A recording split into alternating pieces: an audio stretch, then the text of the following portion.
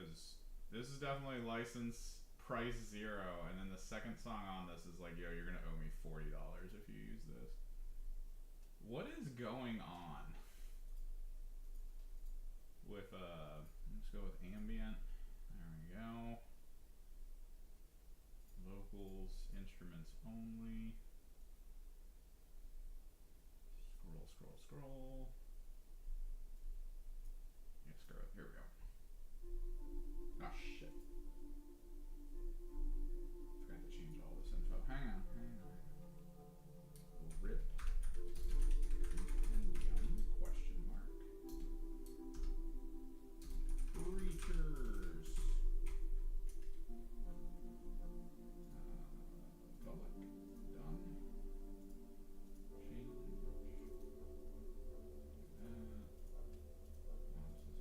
Monetization on. Details.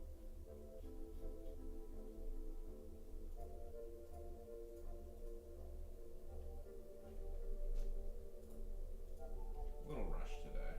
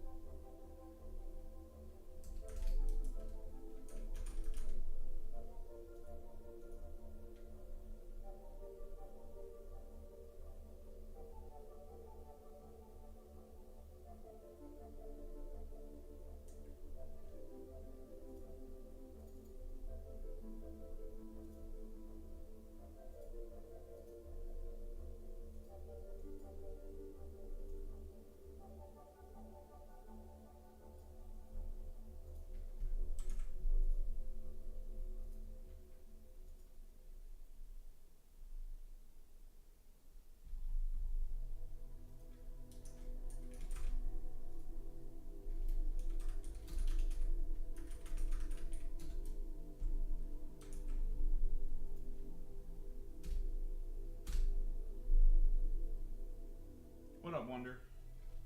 I'm kind of facing away from the microphone I'm going to be using, but I could technically turn both of these on. I'm trying to rebalance them, so let me turn this one on real quick. Because then maybe you'll hear it a little differently. Hopefully there's no like echo, because it is technically two microphones going through the same thing.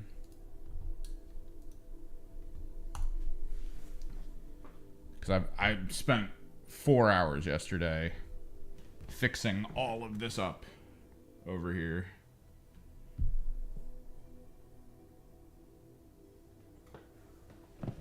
And then this is my art table microphone.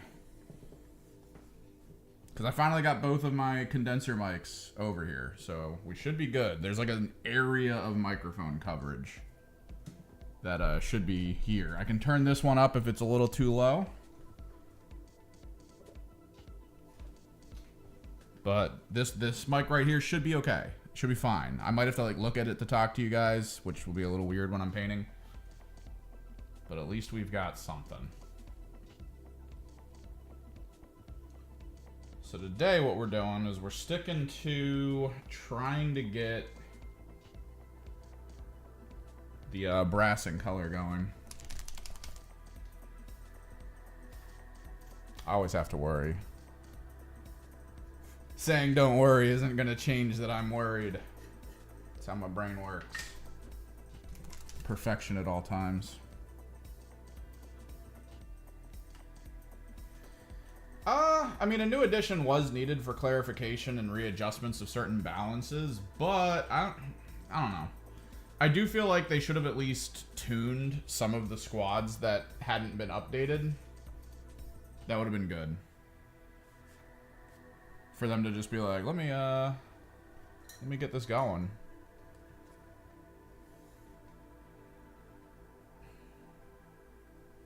Okay, let's zoom in all the way. Done.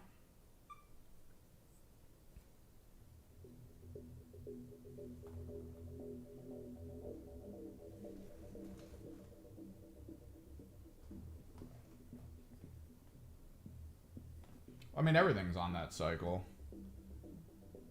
If you stagnate as a company, you die. And that's just how that works. That's more on the economy than anything else. I mean, it feels like what most people want out of GW is that they existed for like a year and then vanished. That tends to be what it feels like whenever I hear people talk about the rules cycling. Is, man, I really wish GW was around for a year, and then we've just been playing its game ever since. And it's like, oh, that's...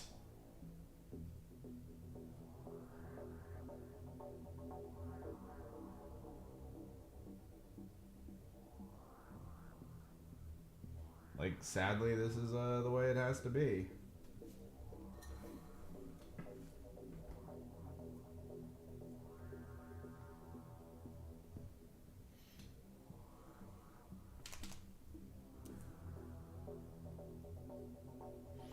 Underworld does change, though. So you say Underworld doesn't do that. The trick is that Underworld does slightly change its rules every now and then. When I went to that tournament, I had my book for what Direcat? No, not Direchasm. It's the other one. Nether Maze, maybe. I can't remember. It's the one for the team that is like the Zinch team, the Nephilims. And the rules in that book were different than the rules that we were using. So they do change, they just don't talk about it that much. And you have access to the rules as well.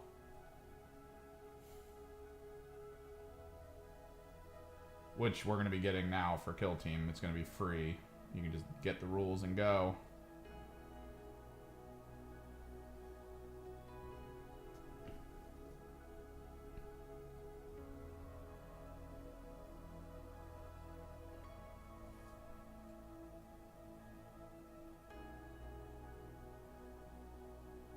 And Kill Team 2018 just became the new Kill Team after a while.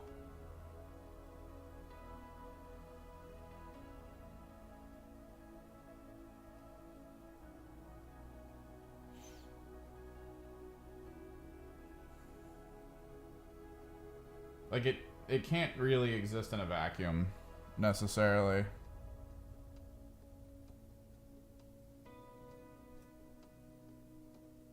Okay, but they didn't actually... I don't believe...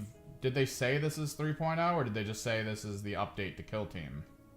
Because that would make it a new season, right? With new stuff? Just putting a title on something claiming it's a completely new iteration doesn't make it true. Necessarily. And mechanically speaking, it's probably going to be very close to the old game, or the last iteration. Hopefully with some rules refinement, but, you know, that's a hope.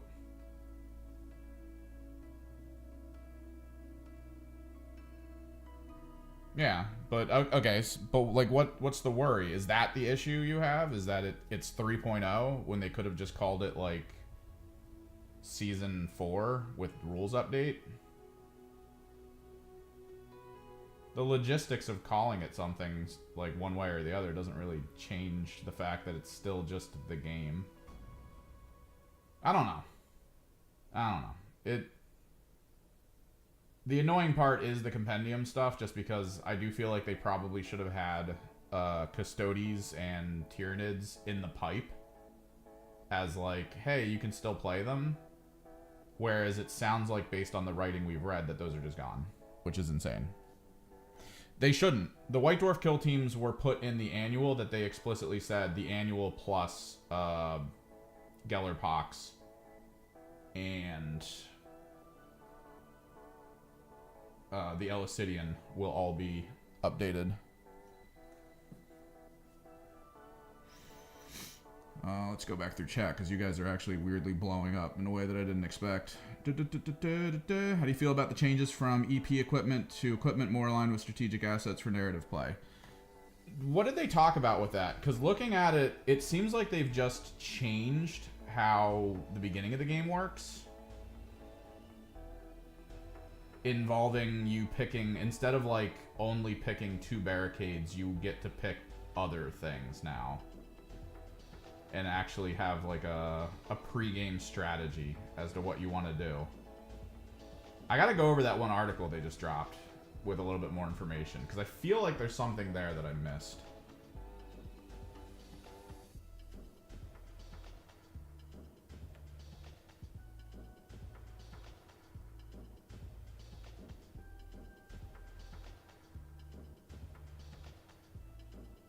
Because match play and equipment is very important to like know the balance of.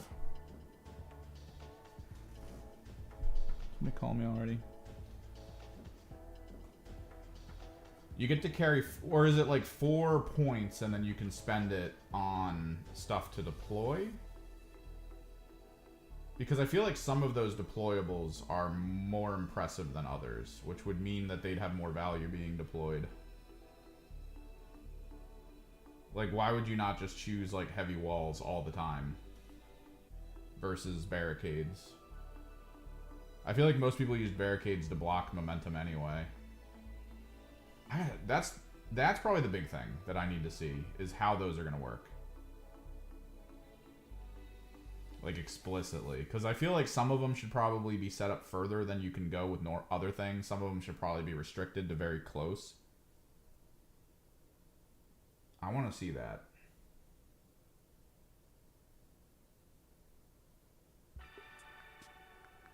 That way you have some options. The big thing I really like is something that people have been bringing up after the fact, it feels like, was the whole, hey, there's only 3 objective markers. I really am looking forward to that game mode. Like, that system of match play. Hey, you can only score off of objectives in 3 locations. So figure it out.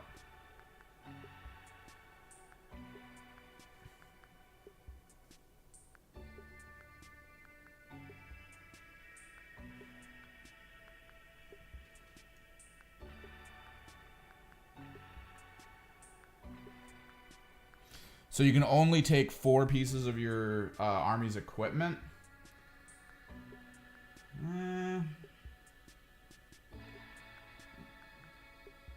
I kind of get that a little bit. I guess there's still going to be the one-off restrictions. Or are you saying... No, okay. So you pick 4 pieces of equipment to apply. That's a little rough.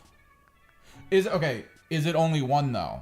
Because this was the issue. When I saw the picture, it showed 2 barricades, 2 heavy walls, 2 minefields. I'm guessing you can only put 1 of each, right? Like, you can't just be like 2 barricades, 2 heavies. You can only do a barricade, a heavy. Yeah. Oh, dude, so many people watched my Death Guard video that, like, when I saw that the Death Guard were getting pulled, I'm actually really sad. I'm going to have to make an archive playlist to throw all that stuff in, sadly, but when I saw that they were like, oh yeah, we're doing away with that, I was like, oh no. Because I feel the full brunt of how many people were like, yo, I want to play Death Guard and Kill Team. And I was like, yeah, they're fun. And they're gone. Because they are fun. You can still use them as legionaries. You can still kind of treat them as the claw, the Night Lords. Because a lot of their visual aesthetics cross over with those teams. But, like, I feel like a lot of people really wanted to play them as, like, a fully flavorful Death Guard system, which kind of sucks that it's gone.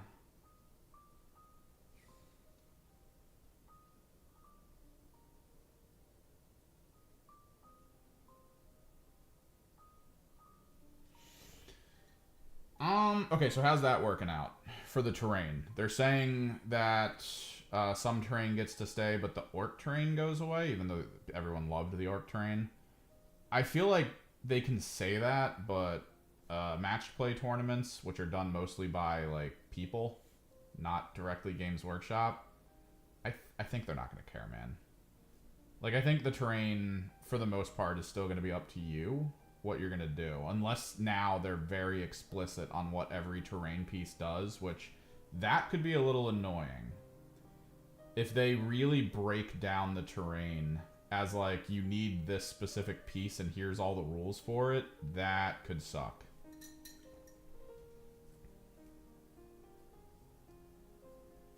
Yeah, Orc Terrain's open board. Orc Terrain's open, Beta Decima's semi-open, then of course Close Quarters.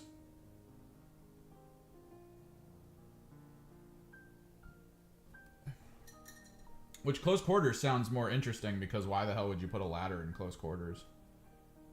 I wonder if there's going to be specific restrictions on the setup equipment. Maybe an alteration to how many you can take.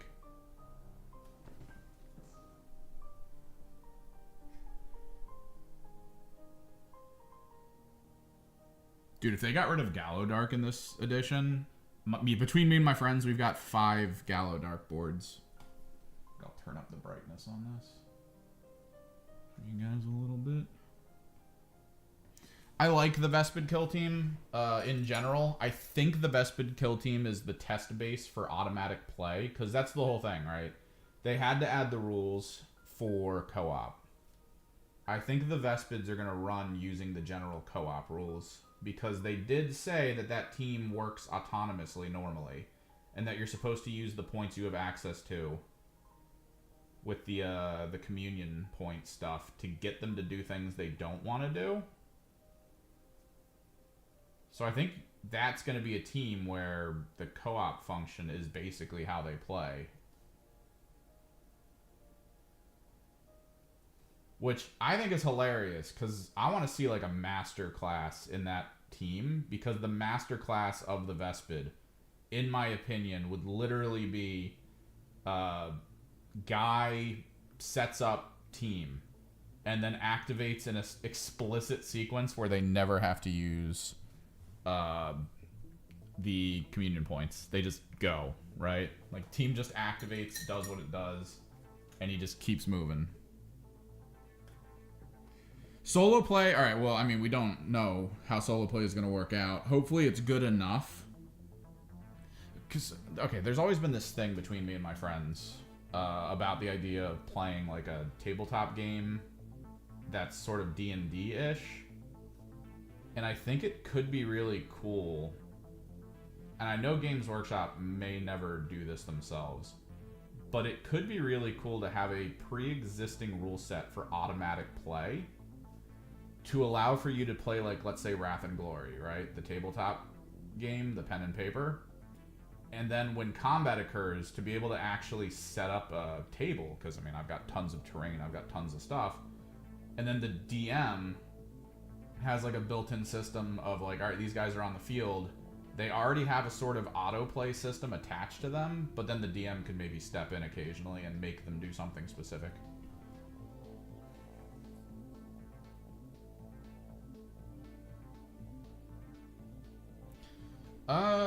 Narrative maybe gets cut. I don't know.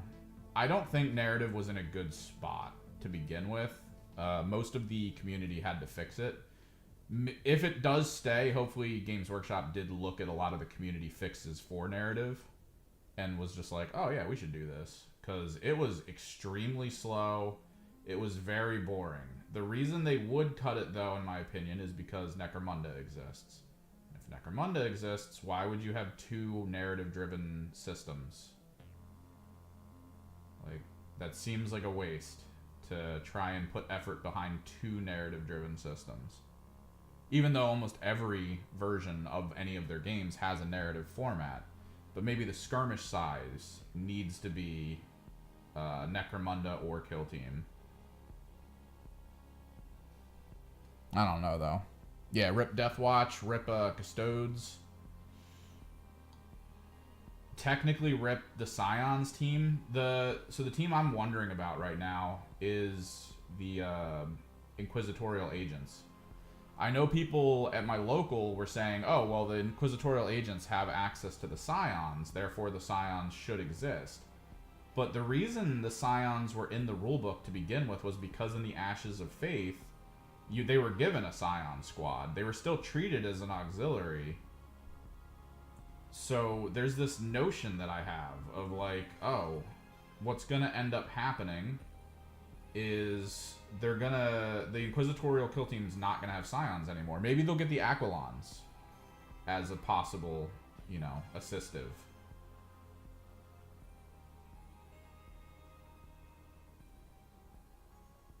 But they also lose the Sisters of Silence, which the Sisters of Silence were actually really good.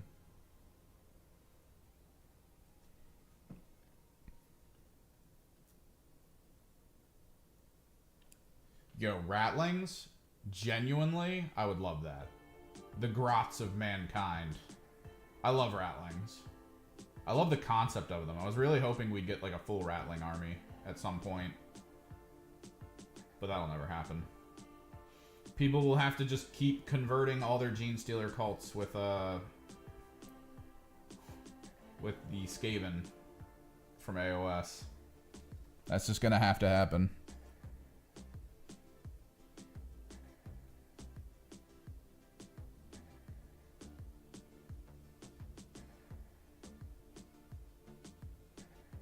Since the GSC bodies are perfectly for Skaven perfectly designed for like Skaven heads.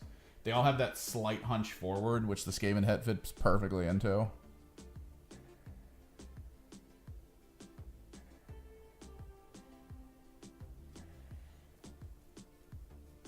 Hey, Vort. Compendium's basically, as far as we know, with the wording they've given us, it's completely gone in 3.0. As far as we know. Now, we could be pleasantly surprised. Highly doubt we will, but we could be pleasantly surprised when it drops and they're like, look, we know there's no Tyranid team, so here's a Tyranid team. We know there's no specifically Custodes team, so here's the adjustment for a Custodes team, which would need to be adjusted. Someone pointed out that on the kill op card, the bare minimum of a team size now is 5. So it would most likely need to be like 2 Custodes and like 5 Sisters or something, probably, would end up being what it is. Which, if that was the case, then Sisters would still be in the game, which would mean the Inquisitorial agents could still have access to them, which would be nice.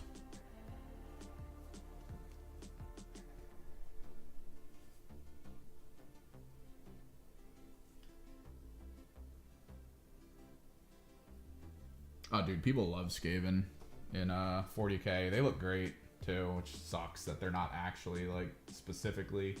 The closest thing we got is Ratlings, and Ratlings are cool, I think. I love Ratling lore, the idea that they're just these little dudes, and you don't really expect much of them, but their ability to fight in with, like, guerrilla warfare tactics is almost next to none outside of Gene Stealer Cult. And... they're super accurate with their rifles. Like, they're really good at shooting stuff. Which is really cool. And they have hairy feet, and they don't wear shoes. They're little hobbits. It's great. Yeah, that could be it. 3 Custodes, 2 Sisters. Like, it would be good. It would be good. Again, probably not going to happen. So, you know, still Sag. But, yeah. Because the Inquisitorial agents are about to see some changes if those units are fully gone. Like, if they're actually fully gone and they no longer have access to them through the auxiliary, then I'm hoping that the Aquilons, the Aquilans or whatever, I'm hoping they become the next Scion team for the Inquisitorial agents, which could be cool if they retain their deep strike ability. Like, if you can set the Inquisitorial agents on the field separate from everything, and then all of a sudden the Aquilons start dropping down, that could be good. I think that won't be the case. I think they'll just force them to be on the field, depending on their stats. But this could also be a way to force people to have to play the Arbites as the actual ally that I think they've always wanted them to use. Although I think you can also use these Breachers, which is perfectly fine. Breachers are cool.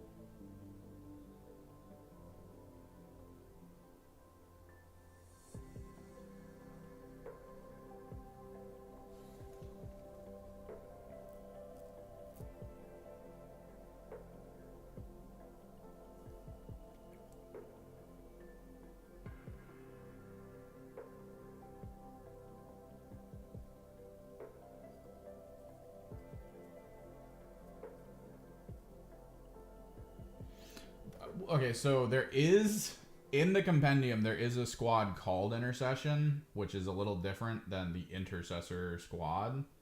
I mean, the Compendium Intercessor is definitely gone. But, current Intercessors, I highly doubt are gone. Because I feel like they've set them up to be the team that brings people into Kill Team. Just because, if you think about it, there's so many people who play Space Marines. Like, right now. There are way too many people playing Space Marines. This is a PSA. Stop playing Space Marines, people. Play other things. Jesus Christ. The amount of tournaments I've gone to where it's just like, what am I playing? Space Marines? Again? Cool, let's do this.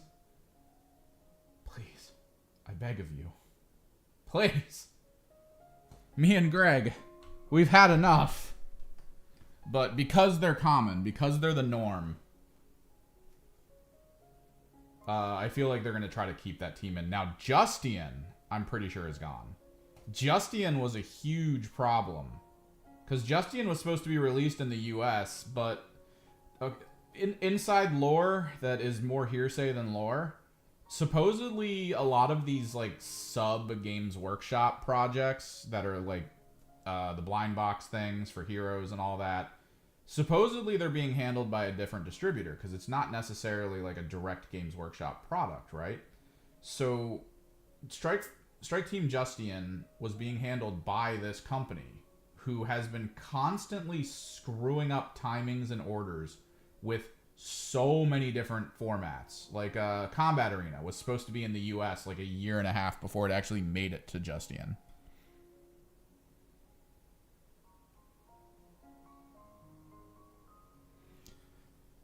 So what ended up happening was they eventually came to the US like a year late, and they didn't actually come out in bulk. I couldn't find a box at all. Like in any of the stores that are local to me, I could not find a box for Strike Team Justian. And Justian, the only way you could get the rules outside of the free function was to actually like get all the blind boxes.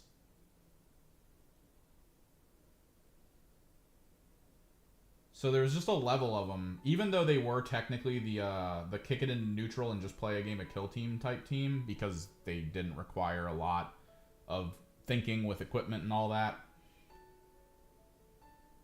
I do think they're gone, and Intercessors needs to be still in because of all the Space Marine players. Like, if a tournament happens and a Space Marine player is just like, I mean, I'm in the area, I'll play, then that's what they do. They just show up with their already existing Intercessor team because they have like 40 of them at their house. Because, man, if any of you have ever seen the pictures on Reddit and stuff of people who are like, check out my collection. And for a lot of people, like a lot of Xenos players and Chaos players, it's always like, look at my collection. And it's like a cool things. It's fun stuff.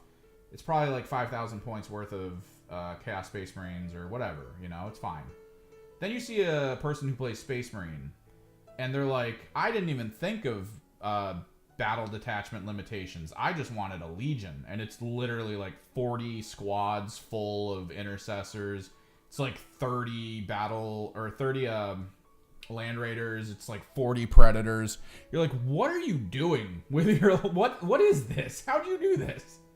What was the point in this? Where are you going to be using this?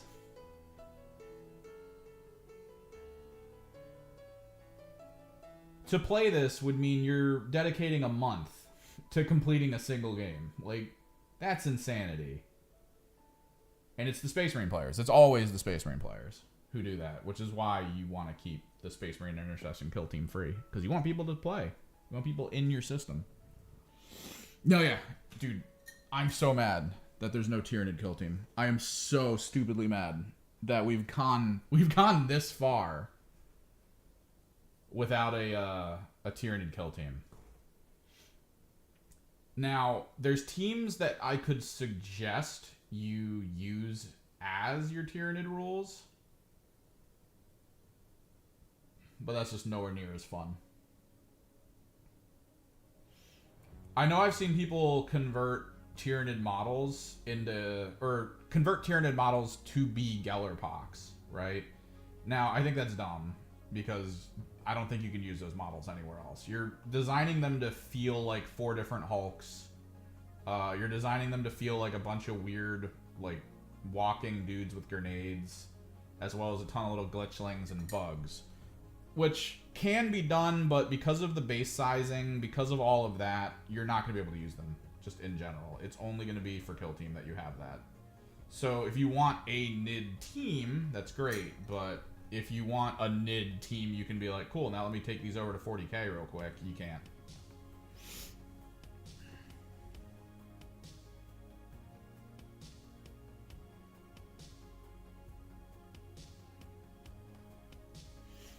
Oh god, I'm painting and there's actually people watching today, and it's going to freak me out. I was fighting on getting these guys done, god damn it. Hopefully... Tried to say Brood Brothers are a NID team. No, yeah, Brood Brothers are not a NID team. You get one Gene Stealer, they're not a NID team. Not a NID team by far. The Brood Brothers are a team where they have way too many of those leader boxes for the Gene Stealer cult that no one wants, so they're trying to get rid of them. It's the same reason why the Chaos cults came out as a team. A company of each, Basilisk Hell, yeah. I like that. What suggestions you have? Yep, proxy 9 each, can never field. What would even a Tyranid kill team be like friendly, not just Gene Stealers? So, where kill team's gone, if you've noticed, having a ton of specialized units isn't easy or part of it really. So, with like a box squad you get, that squad needs to be able to play in 40k. That's their goal, because they want cross sales. They want people to be like, oh, let me buy these Scorpions because I need them for my Eldar team, but I don't want to have to, you know, like wait for stuff or it's whatever. And so kill team saturation doesn't matter. It's not as bad as Underworlds where like I bought Ephilums and I can't really use it in AOS anymore. Although the leader I think is the right size base to be run as a proper Gaunt summoner. I think could use the rest as tokens maybe. I don't know. But the way that kind of pans out is they want regular 40k stuff to buy it. So whatever the box is needs to be a complete box for purchase in 40k. Seems to be the case. It can have an upgrade sprue, which would allow you to have cool looking units with different weapons. But for the most part, if you take that to 40k, those weapons are meaningless. They'll be like more just restricted than you would expect, right? So a Gargoyles kill team could be interesting. It could be flat Gargoyles with an upgrade sprue so that there could be some Gargoyles on the field that feel like better, right? Like that they have more purpose. But then when you take them over to 40k, you're just like, yeah, these are Gargoyles. And that's the end of your story. You're now playing with Gargoyles. So that's fine. Alternatively, Von Ryan's Leapers and a Lictor. Von Ryan's Leapers and a Lictor, maybe with some upgrade sprues for the Von Ryans. I think that could be cool. Specifically that Edgelord looking Leaper. Dude, Edgelord Leaper, so good. You know that friggin'... Or Lictor. You know that Lictor watches anime in his off time. He is only out here to collect the Hatsune no Miko. Like, that's it. That's the biomass he wants.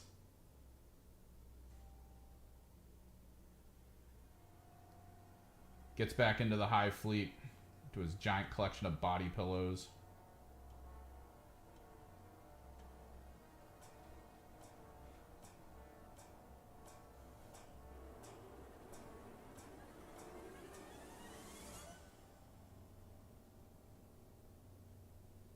Turns on some JoJo's Bizarre Adventure. Just memes out. What's up, Quendy? Gargoyles could fit the jumpy nature, but I do also think that Von Ryan's Leapers would also be useful. They'd probably have closer to what the Harlequin rules are, which instead of having fly, they have a semi-fly. It's where they still can go over allied and enemy bases, but they also have to pay a toll when they go up or down. Which I'm still hoping that fly becomes that. Like, if Fly gets released as an updated rule where it's the Harlequin rule of Fly right now, I'd be like, okay, yeah, Fly doesn't feel as oppressive anymore.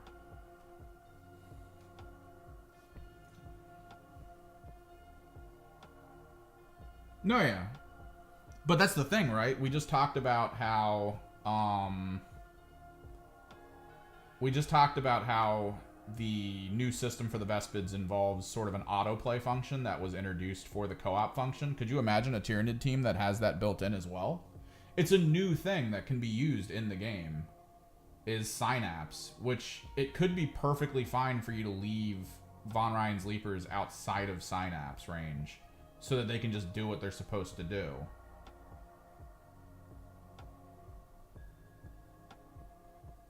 And then let them just have fun. Meanwhile, all the ones in Synapse are doing specific things. Which could be cool. No, yeah, the Scions aren't flying. That is something that I think is a little bit of a trick. They just have drop packs that are supposed to be one-time use to get down or something. It's just a deep strike grav pack. Although they could be like the grav shoots that the Phobos have access to. I don't know if you're familiar with the Phobos, but the grav shoots they use allow them to scout forward a little bit. At least they did. We'll see if that still persists. But then the big thing is if you're on top of a roof, if you're on a vantage point and you're jumping down, you gain fly. So there is a shot that this team can get fly when jumping down from a vantage point. We'll see if that matters. This blank hill team was in there. No, yeah. Inside, fly does still matter a little bit. It matters in an extreme situation. You're probably sitting there going, "What do you mean? What do you mean extreme?" Let me give you an example. I can use a Butcher on the Legionary team to block a doorway. The Butcher has a 2-inch range for his, like, you can't be here stuff. So you're going to have to stop at the Butcher if you're going to go through that door. Unless you have Fly. Because Fly allows you to pass by that, which means you can get into that room without having to deal with the Butcher anymore. Because one of the tricks you can do with a Butcher is to put him kind of around a corner of the door. Because even when you're moving, you're not supposed to pass within range of someone's, what is it? Frickin' engagement range. So if you put him outside of the door and someone was like, all right, I got to go through this door, they can't because this is 2 inches. The whole thing's blocked. They're going to have to go in to the 2-inch range. Fly can get around that. Galadark's great.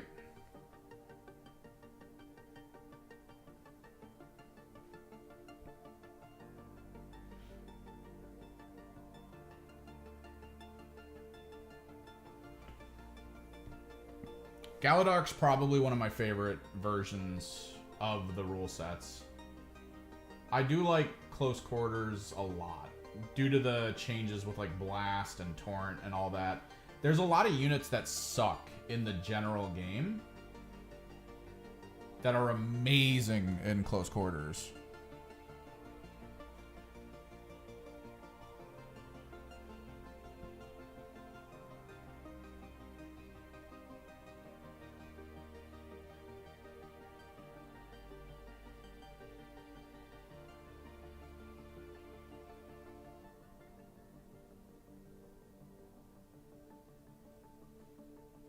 This is the last kill team I need to paint.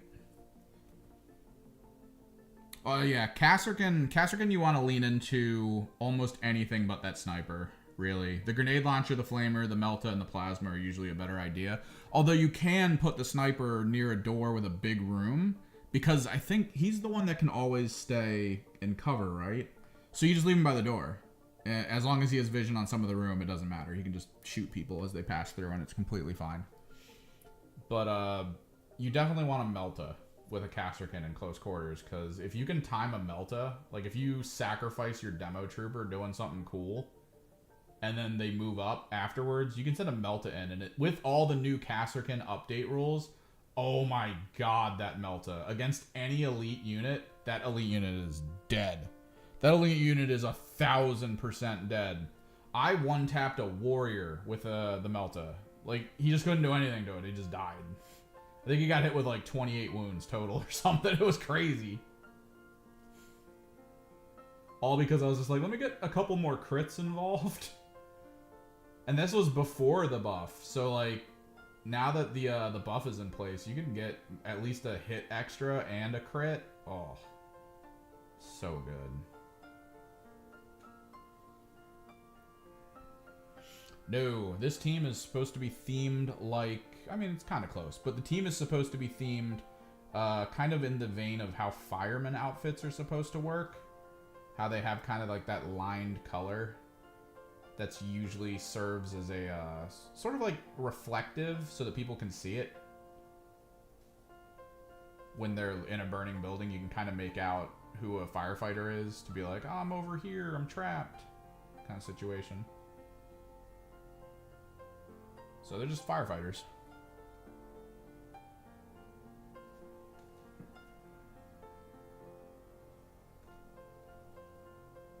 Dude, Kasserkin are too strong when it comes to assassination. I don't know if you saw my my battle report I did with them where I showed off the one play. The one moment of ultimate Kasserkin destruction.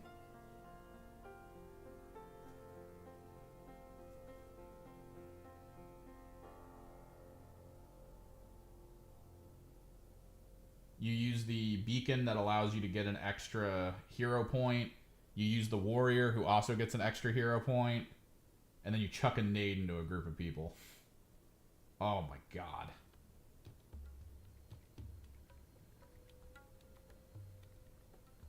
Nothing feels better.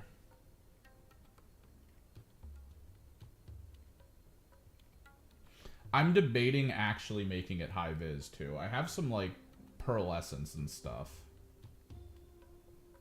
that I could kind of touch up on the yellow so that when you look at it, it has that like glowiness to it. Debating. Which, I mean, that debate is just, am I a psychopath or not? I'm already going to be doing Warplock Bronze on all of this brassed flesh tone that I'm doing for the metallics.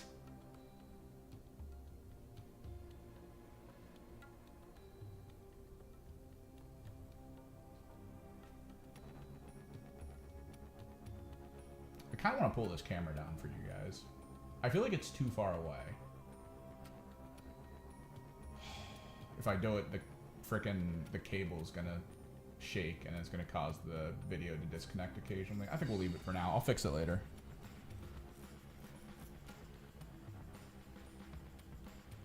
Yes and no, Mark.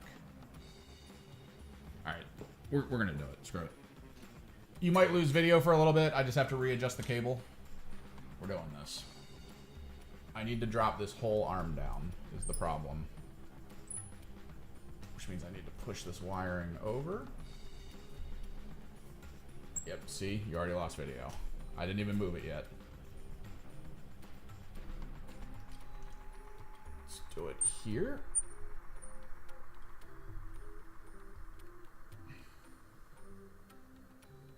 Unplug. Replug. Yes, no? Uh-oh. Oh no. I shouldn't have listened to chat. There we go. I'm gonna have to keep an eye on it because it might flicker back.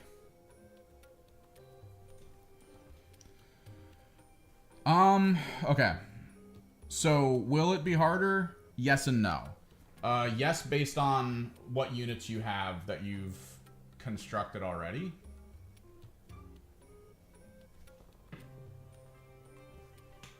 Because consider that a lot of the new teams that are coming out are just very basic units, right?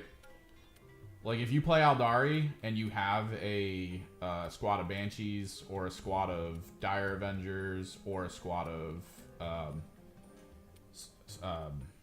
Scorpions, there's the word, Jesus. You guys are flustering me right now. If you have any of those, you're good. Right? But if you don't, like if you just decided against having any of that, then yeah, you're not probably playing Kill Team unless you're planning on suddenly collecting them out of nowhere. But like Legionary, you've probably got it. If you're playing World Eaters, you can probably roll some of the World Eaters in as Legionary, like the Berserkers.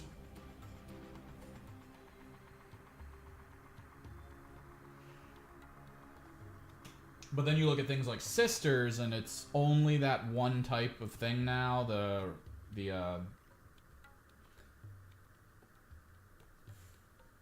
BDSM Nun Squad. And it's like, oh, you don't... Not necessarily, you might not have that. Versus the Ecclesiarchy, which... Honestly, the Ecclesiarchy was cool. I think they were cool. And the fact that they don't exist anymore is a little sad. I did that whole video doing... You know, which team's cool. And now I'm going to have to do another video. And put that one in the archive since it doesn't matter anymore. Yeah, the novitiates. BDSM nuns. They're just not holy enough, so they have to hit themselves.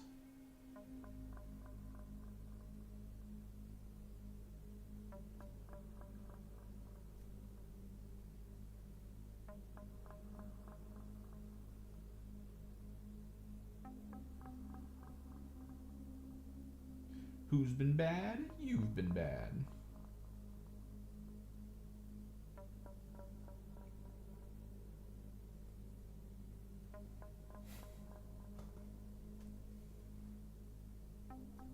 I mean, come on, it's Sisters.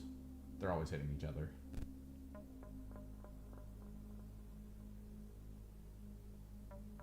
Like, if there's ever been an Imperial army that I'd point to and go, that's Slaanesh as hell, it would be the Novitiates. It would be the Sisters. That would be it.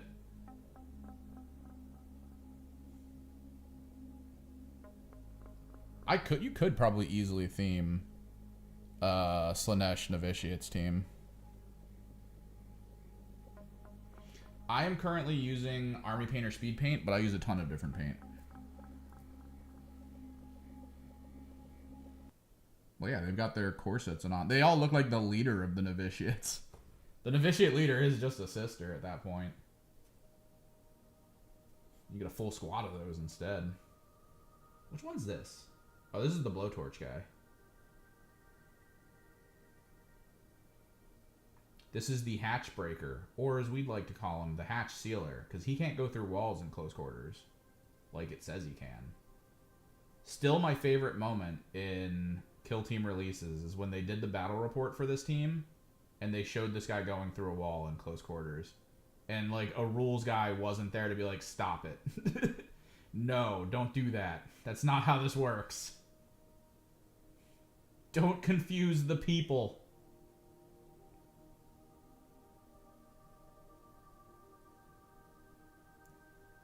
Again, rules gray.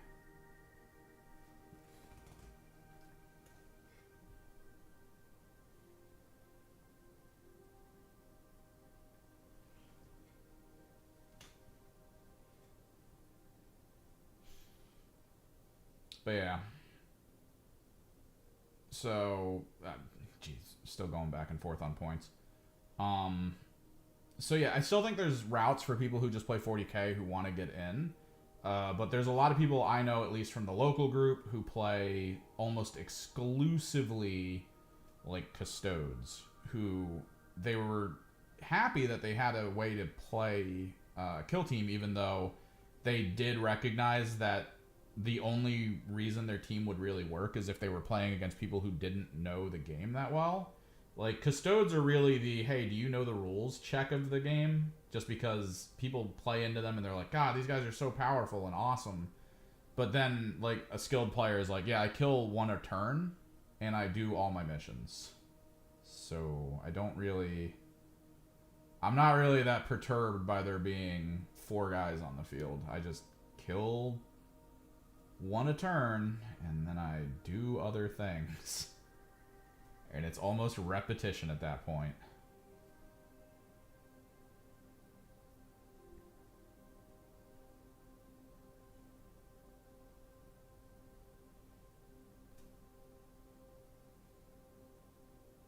But yeah, we're actually using a skin tone as a metal tone because I think it's nice looking. It's a really good start for like a brassy bronze color. So we're using Goddess Glow, which is supposed to be a really tanned skin tone in a speed paint.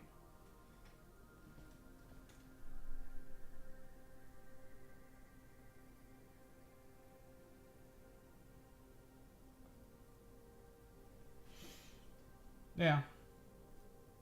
And I feel like there's still people, every time a new kill team comes out and it's like the next thing for 40k, like how the Aquilans are, there are so many people who play guard right now who are just like, alright, I'm getting like 4 boxes of those.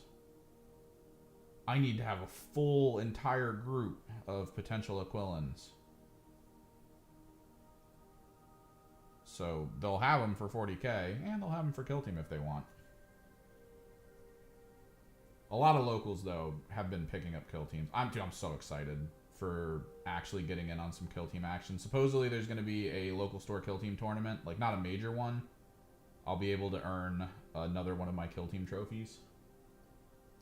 Which, hello to all the new people. Oh, sorry about that. Hello to all the new people. If you've seen my videos, you've seen that I occasionally play games and not just paint all the time like I normally do on stream. And every now and then, you know, I win trophies. All glass and stuff. Yeah. I got 2nd place at a Spearhead tournament. And a lot of people played that Spearhead tournament, so that feels good.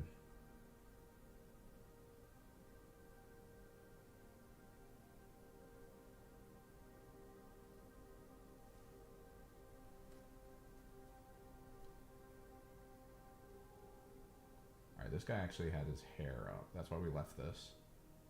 Probably make him blonde or something. I don't know.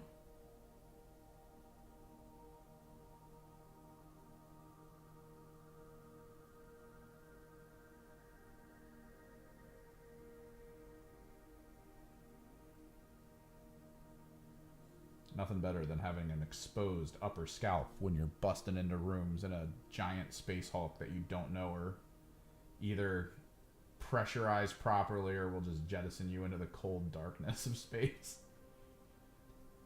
Show off your locks.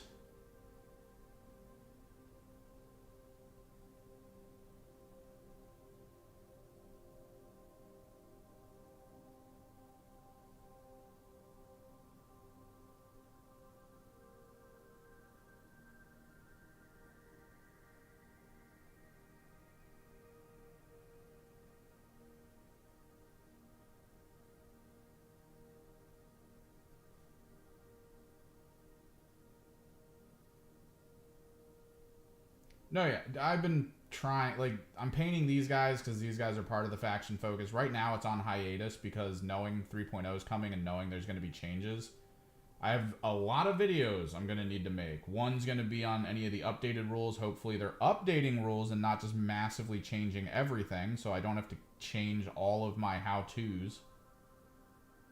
Oh my god. If I can just make one video that's like, hey, all those videos still apply. Here's some of the changes. Make sure you watch all those prior and then watch this for the adjustments. If not, I'm just going to have to archive all those videos and then redo all of them in all the new structure with all the updates, which I'm feeling like is going to be the case. But then, yeah, faction-focused ones, I had a couple in the pipe, but then I was wondering how 3.0 was going to go. And from looking at the orc rules, even though there's not a lot of changes, there are some changes. So I would rather not do a video on my commandos until I see the new rules. Same thing with the breachers. I have a ton of teams I haven't done videos on that I'm going to need to look at.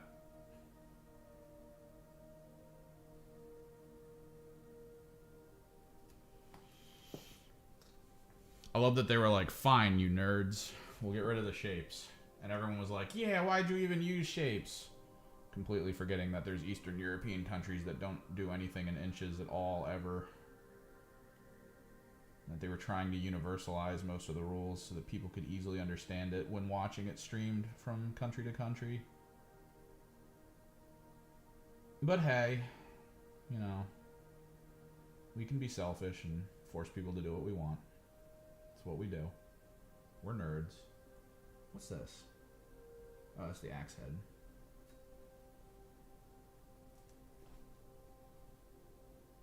Starstriders were in 40k for a while. The boarding patrol, I'm pretty sure, was Starstriders. The thing is, 40k and Kill Team has a lot of crossover, so I don't think they're going to get rid of it because of that. If anything, a lot of the people currently thinking of buying Agents of the Imperium will just be able to play Kill Team almost immediately. I mean, they'll have Breachers, they'll have probably Arbites, they'll probably have the Inquisitorial team, and then they'll probably get the Starstriders as well. And that'll be it.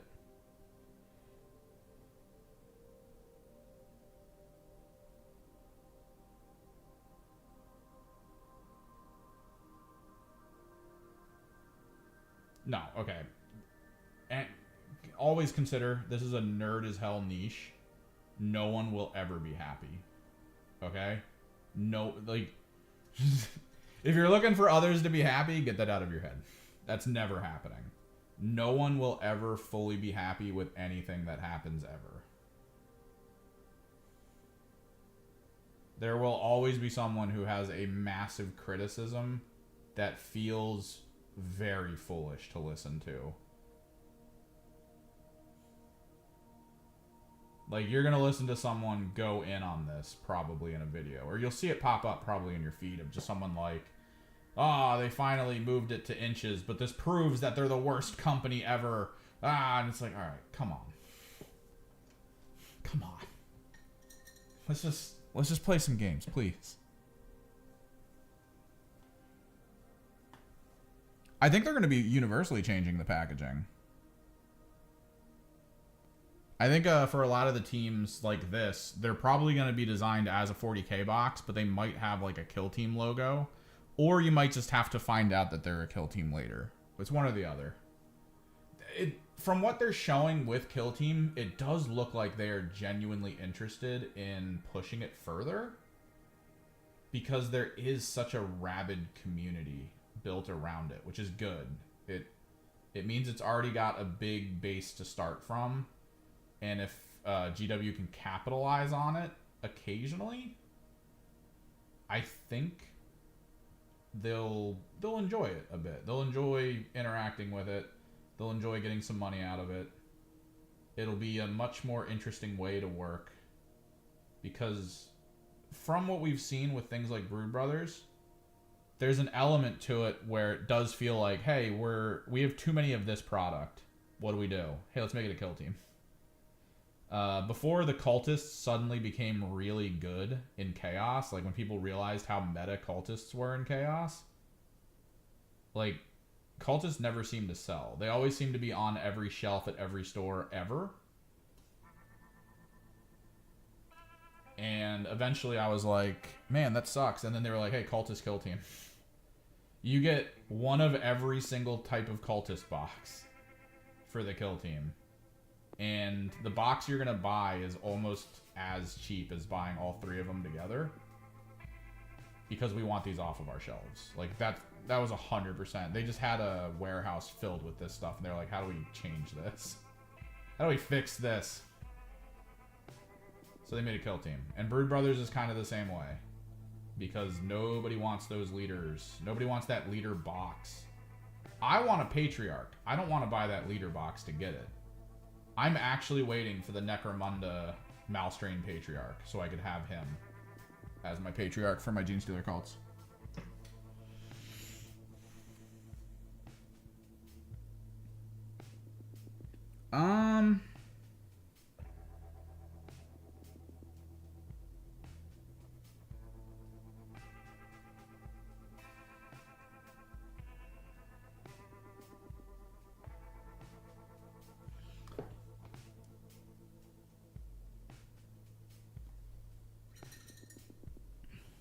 Yeah, I mean, over time everything changes. They just hope that you have a big enough collection that you can make adjustments for competitive play, or you just play different ways with friends and it doesn't matter. Will teams become illegal? Maybe. I don't want to say no. I don't want to say no. I mean, they wouldn't be illegal, but they probably wouldn't be tournament ready or anything. Like, they wouldn't be ready for match play. You'd probably still have rules for them. But Legends, I guess, would be the key word. If Kill Team lasts long, if Kill Team actually becomes a long-running partner for 40k, I could see, like, Breachers becoming Legends. I could see Legionary becoming Legends.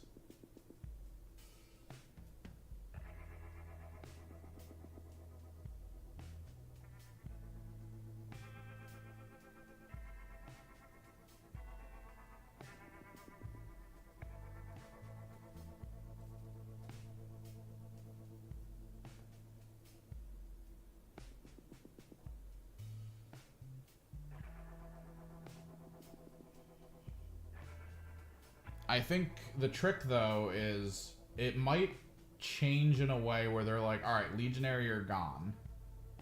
Here's the new Chaos Space Marine team. And it's just different. And then you could probably use most of what you already own. I don't think they could change it too much, necessarily. They would probably want you to be able to persist with what you've collected. I hope it will. I think one of the core structures with Kill Team that they need to get down as a company is the release concept. It does feel like Kill Team is the beta for squads being released at this point. I mean, they got the rework of Scorpions before Scorpions. The problem is that people do get really annoyed when they're like, hey, I don't play Kill Team, I have zero plans on playing Kill Team. Why are you making me buy Kill Team boxes to get my Scorpions so I can get ahead of the curve on painting them for tournament play? Like, what? They need maybe a better way to sell things. I get the boxes.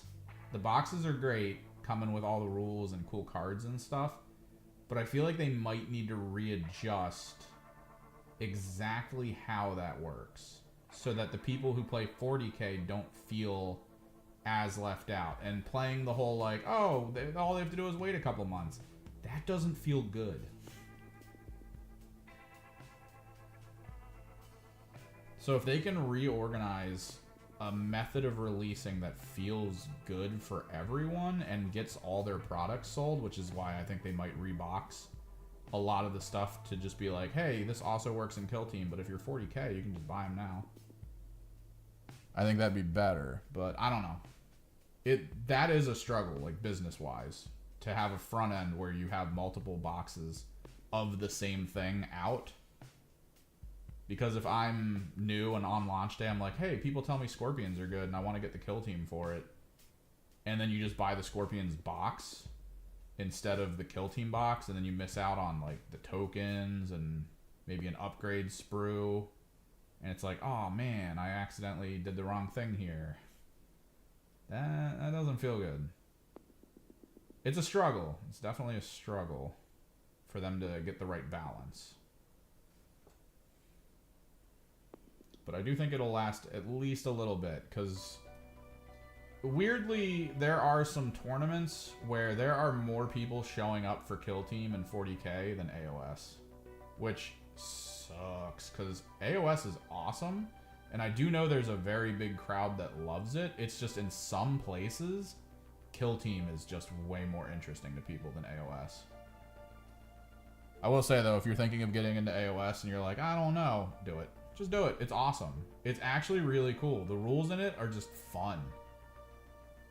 And, like, wild. The sheer amount of just oddity in AOS. Oh my god, it's so good. And it feels so much better in structure.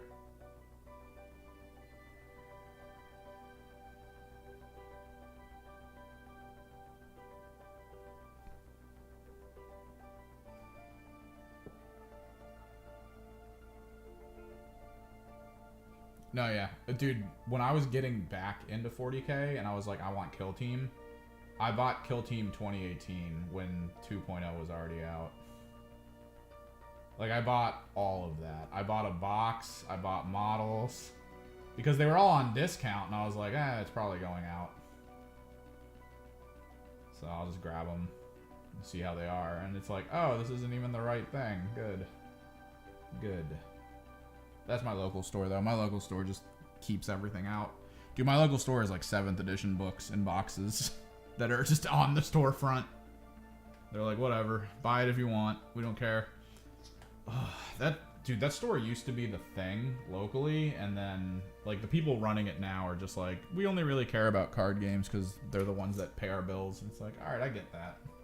But this game takes up a quarter of your storefront. You should probably learn something about it and maybe organize it a little bit better for people looking to get into it. I don't know, maybe.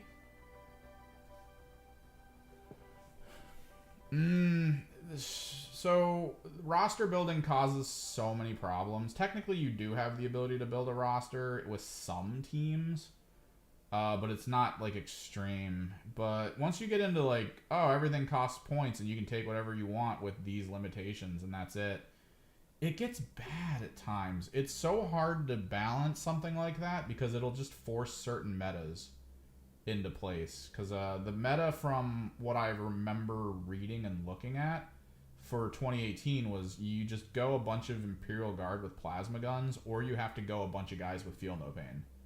It was literally, you either go plasma or you go something that makes plasma not super powerful, and that's it. And that was the whole game. So now Combat Patrol exists, which is an extremely hard focused, very little change can be made 40k minigame. And then Kill Team needs to be this for the fact that there's balance in that there's only slight things to adjust. And that's it. It's just slight stuff. You know, play Wormblade. Which of the 4 assassins do you want to take? Or do you want to take none of them and have way more neophytes on the field to achieve goals? Well, like, how do you think you're going to play? And it's like, that's what you get.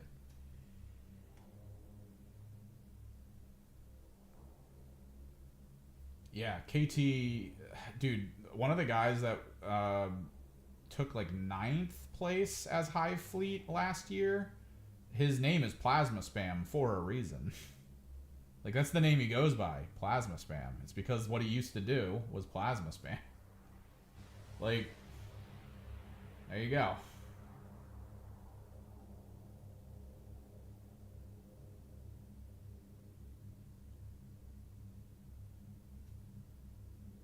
And I got people telling me that's the better game. Like, genuinely, there were people at my local who were like, that's the better game because you can build armies the way you want. It's like, that's not the better game. When you can build them how you want, but unless you build them this way, you're not doing well.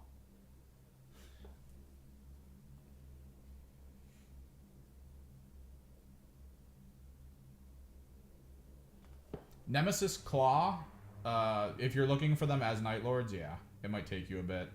But Nemesis Claw is basically Legionary. It's basically Legionary, or if you have a Death Guard kill team already, mostly that. Wait to get the rules for free in 3rd edition and see what you can make work. Because again, you don't need to have exactly what they tell you to get. Glass Half Dead, who's on YouTube, he swung in the other day to say hi. He did a whole thing. I don't know if he did a video, but he was posting pictures where he created a kit bashed Tau squad that could fit a lot of roles as, I think, 32mm base teams. Like, he had a lot of different units where he was like, all right, I want this to feel like an icon bearer. All right, I want this to feel like a heavy weapons user. And you look at them and they don't really feel like any specific team. But he could easily be like, I'm going to run them as Legionary today. And yeah, run them as Legionary. I think he built them with Phobos in mind, I think is what he said. But hey, he could play them as a lot of different 32mm stuff. It'd be cool if you magnetized the feet on your units and then magnetized a bunch of different bases to work off of that. That way you could be like, oh, I got to shrink. I got to shrink my base size for these models to make them work.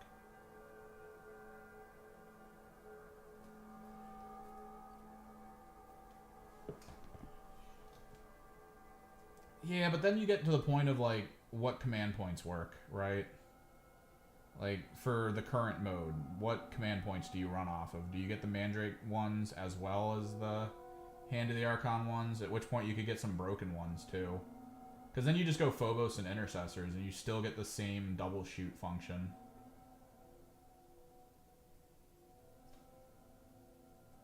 Between the both of them, and it's just like, it's easy.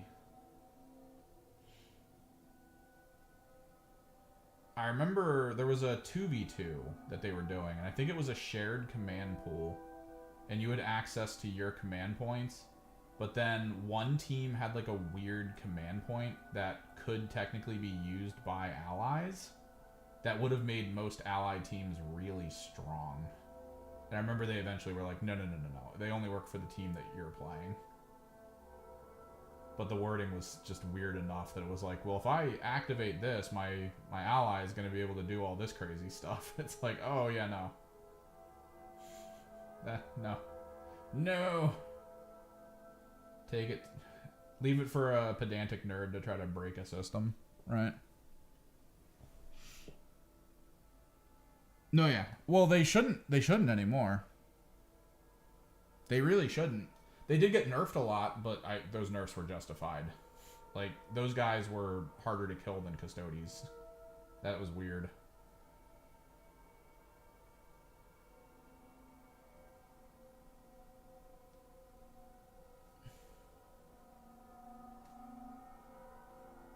But in the new system, with 3 objectives and killing being part of the scoring, I think they're going to do better.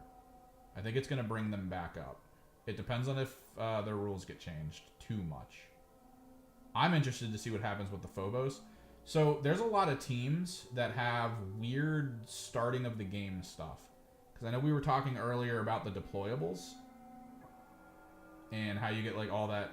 You get like 4 deployable options and you can just take them. What do you think we'd be looking at for teams like Hearthkin? Who for a command point can turn a barricade into heavy. Does that mean you get like the big heavy wall and then a barricade that's also heavy? Or are they going to change that? Is that going to be something completely new?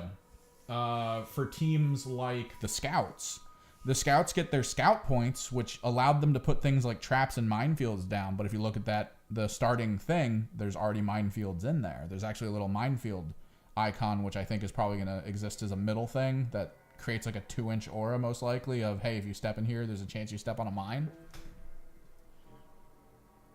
Like, what are those teams going to get to change the value of what they have? Or are they just going to stick with it, right? Is there going to be value in keeping the Scouts with their minefield option? And the Jaegers, too. Jaegers have a minefield, I think, if you take one of the characters. Like, is there going to be value in double minefielding? Probably. But is that something that Games Workshop wants? Or are we going to see new abilities and strategic ploys and stuff on certain characters to try to be like, let's not give you the possibility of like 3 minefields on the field right now. Let's cut that back a little bit.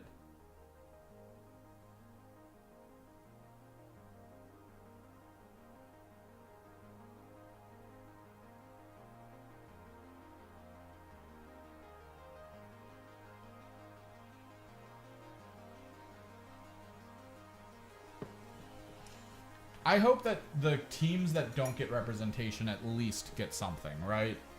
Again, we talked early on about how the ideal would be when this launches, teams like the Custodes get a new version, teams like the Tyrannid get a new version, and then it's just, here you go, right? You can still play. It's up to date in a way where they're different, but they're also, like, still playable by people who own those armies, who originally wanted to play the squads anyway. That's the hope. It really is. That they can at least maintain some decorum with those teams.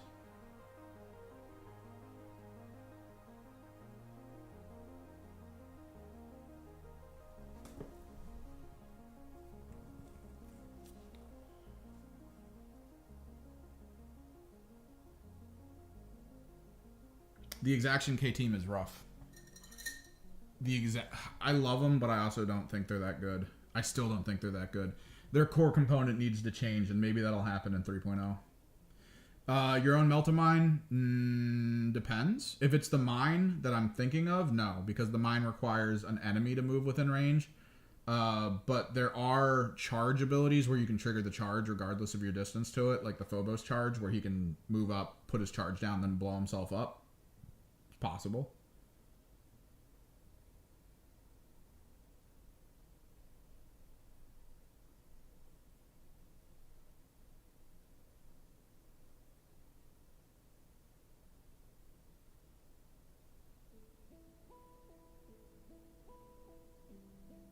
Yeah, that's the thing. You don't need a full compendium. You just need the teams that don't exist. That's it.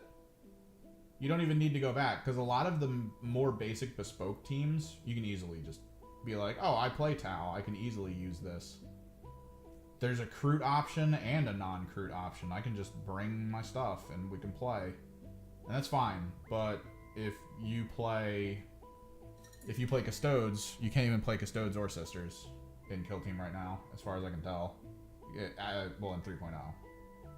Unless they change how it's going to play out. Which, I mean, okay, I guess. I mean, okay, so Sisters. Are Sisters 32 or are they 28? Because you'd have to basically proxy them, which sucks.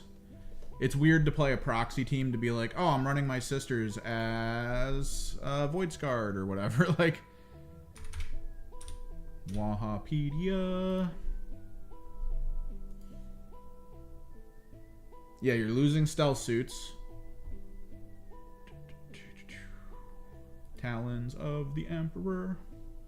Sisters, 32. So Sisters are 32. You could run them as Legionary. You could probably run them as Intercessor. It's not the worst. No, dude, you're never getting a Knight skill team. It's never happening. You might get an event.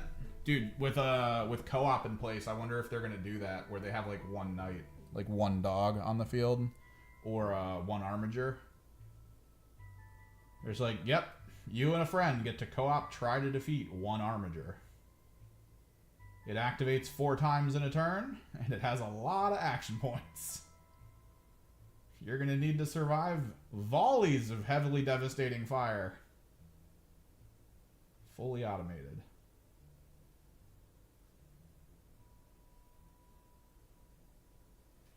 Yeah, so Sisters of Silence are 32s. You could probably run them as... I'd probably run them as Intercessors, honestly.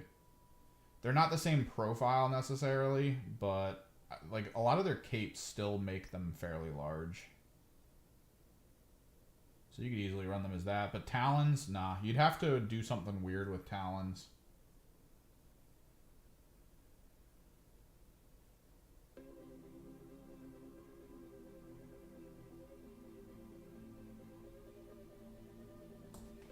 Someone messaging me? Okay.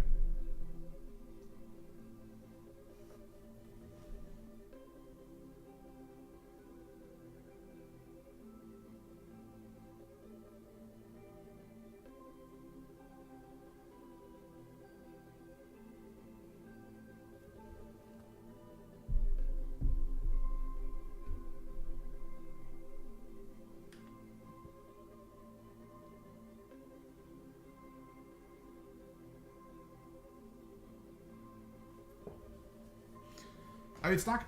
The Armiger fight won't happen from Games Workshop, but just keep an eye on some, like, the subreddit and stuff. I imagine someone's going to be like, yo, co-op rules plus an injured Armiger. And they'll put something up that at least feels relatively balanced, and you can play that with a friend if you've got one. Which could be kind of cool. I think it'd be fun.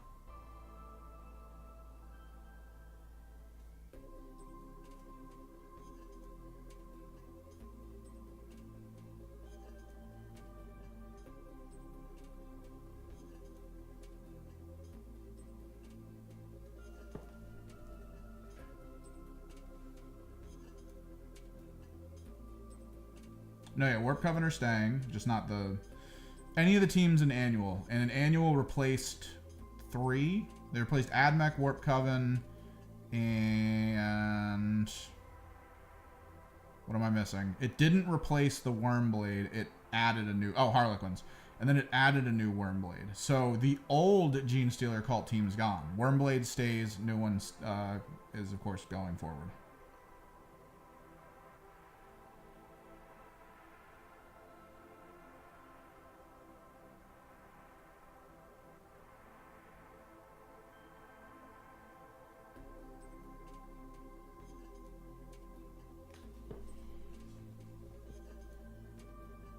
Dude, the Top Gear guys were getting old. They had to retire at some point. Like, holy crap. I used to watch them when I was in middle school, I think. High school. Yeah, we watched in high school. We would go to a friend's house and we would just leave it on loop on our... we had like the download of every episode of every season on a hard drive. We would just leave it running. While we just hung out and land up and stuff. It was great to have his background noise. But that was when, like, I was in high school, so... those guys have to be really old, because I'm really old. At least I feel really old. A Zoomer would call me old. So yeah, they need to retire. Especially, I mean, like, Hammond basically has brain damage. Like, they've ruined Hammond with that show. He's run into so many things. When you watch him plow through a wall in an armored car, and then he's like, he looks like he's concussed. You're like, oh, dude, why'd you guys do that? Look, we get it. You script the show, swap drivers to a stunt driver when you do that, and then put him back in the seat and have him act like he took the hit. I don't know why you told him to do it.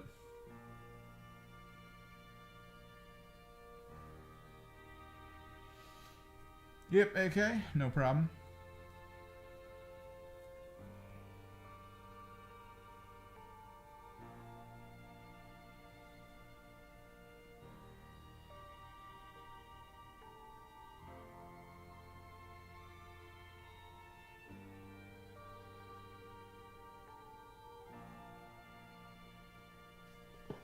Today's a crazy day.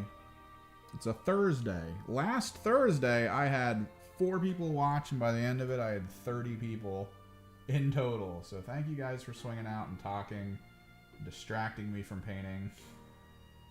So close to being done. Why do you guys do this to me?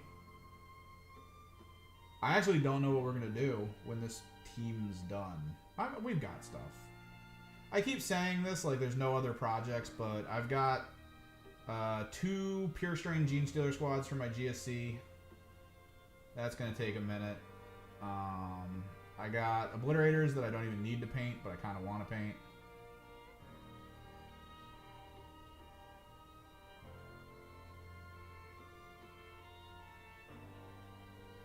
What else do I got? I got a whole box of Neophytes we need to put together.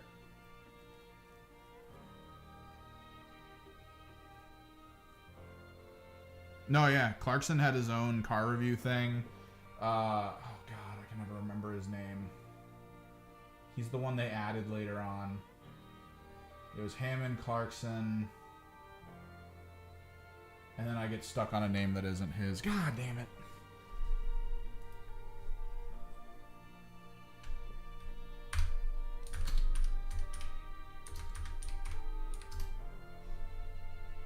James May. There we are. Jesus. I keep wanting to call him Merriweather because it's an M. And he feels like a Merriweather. It's May. And, yeah, so Clarkson had that. He had the one where he put a jet engine on the back of a regular bike and rode it around a town. That was great. Everyone was really pissed off at him for doing it. It's just a quiet little nice little town. He's riding around in it with a friggin' jet engine screaming at the top of his lungs. Just, ah! It was going like 2 miles an hour because the jet engine wasn't that big.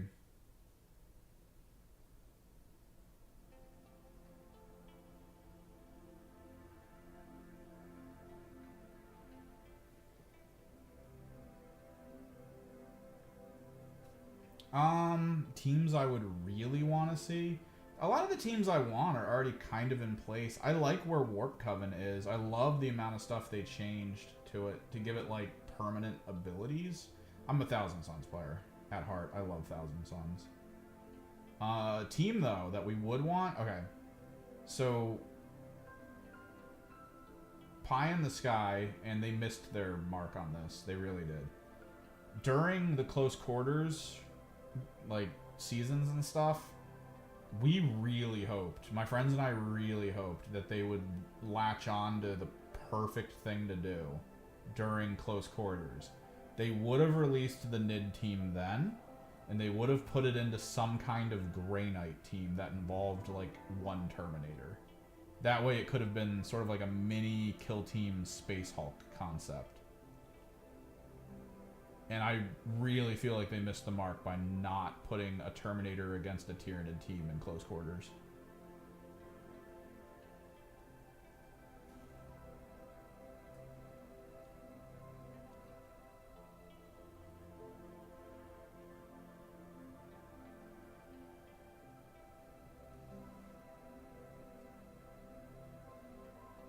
Because that would have just been Space Hulk. 100% that would have just been Space Hulk. Demons could be cool. And because Kill Team is a reveal situation, we could actually get an interesting demon team over this next season. Just because of the Demon Codex coming up. They could drop a Demon Kill Team at some point.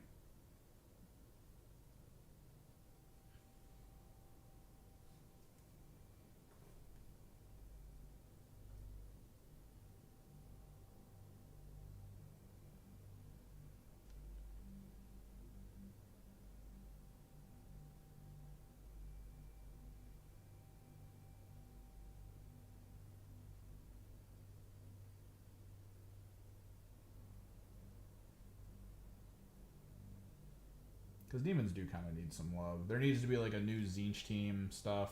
There might need to be something interesting that comes out with Slaanesh. Especially with the Emperor's Children on the horizon, hopefully. Shameless plug for my little donation thing in the bottom left-hand corner. It's going to hurt my wallet when they come out pretty bad. I know I'm going to buy like 4 battle forces. I'm going to hate it. I'm going to love it too.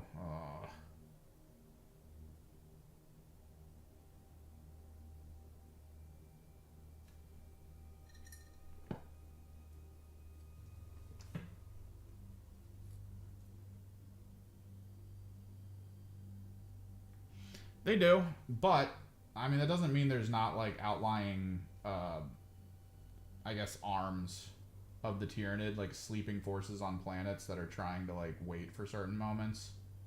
Maybe it's like a hive guard for something special that's happening that they tried to keep under wraps. There's a whole ocean of reasons. Like lore doesn't necessarily really matter that much.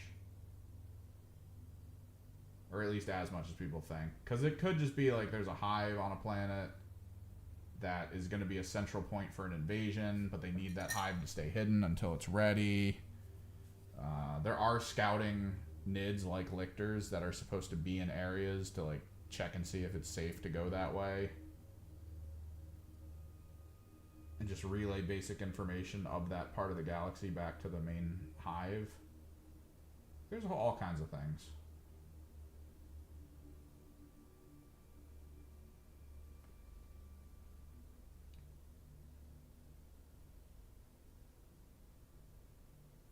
All kinds of possibilities. Or they could just do what they did with Necromunda. Do like a mouse strain. A thing of gene stealers that existed in an area and was kind of forgotten by the hive. Mutated weirdly due to effects in the area. And isn't actually being used by the main hive fleet.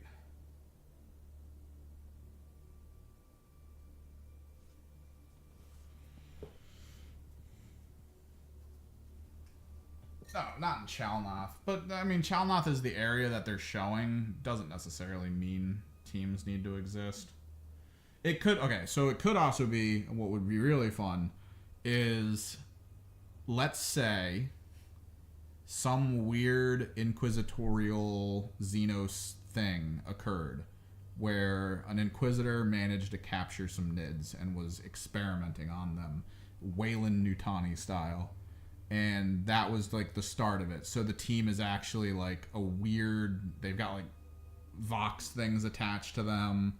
It's just like a Gene Stealer squad or a Gaunt squad or warriors and some Gaunts. And then there's an upgrade sprue that comes with them where the warrior will have like a helmet on, kind of like the Tau mind control helmet. There will be like, I don't know, they'll have like an actual gun. Like imagine a Nid warrior with like some weird bio heavy bolter.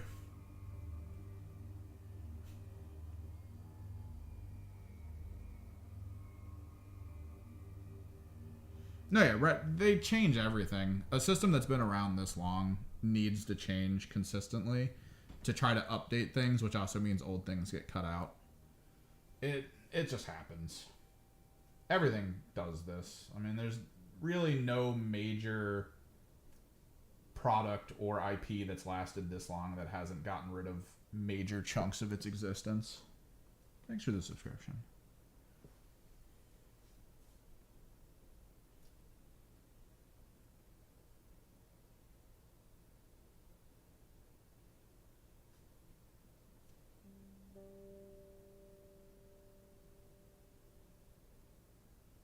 And every single time, it just angers the nerds.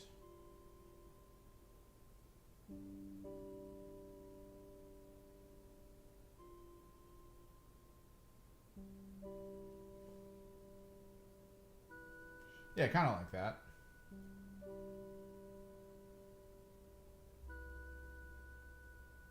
It could be cool, because it could just be a basic Nid model, but with weird augmentations. Where they were trying to like figure something out.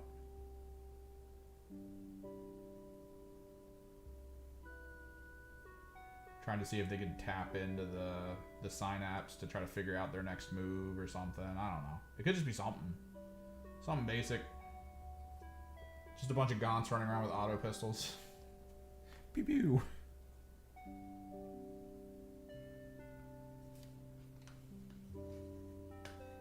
The fleshiness. The bony flesh.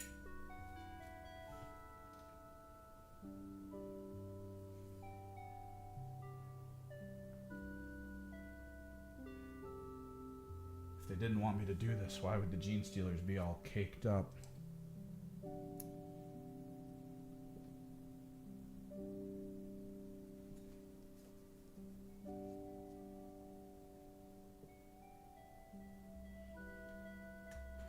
The Custodies are hard. I honestly think Custodes would play kind of like how Warp Coven and Hierotek work, where there's a hyper elite leader, which would be the Custode, and then something else like a Sisters, which I like that idea. Hang on, I'm getting a phone call.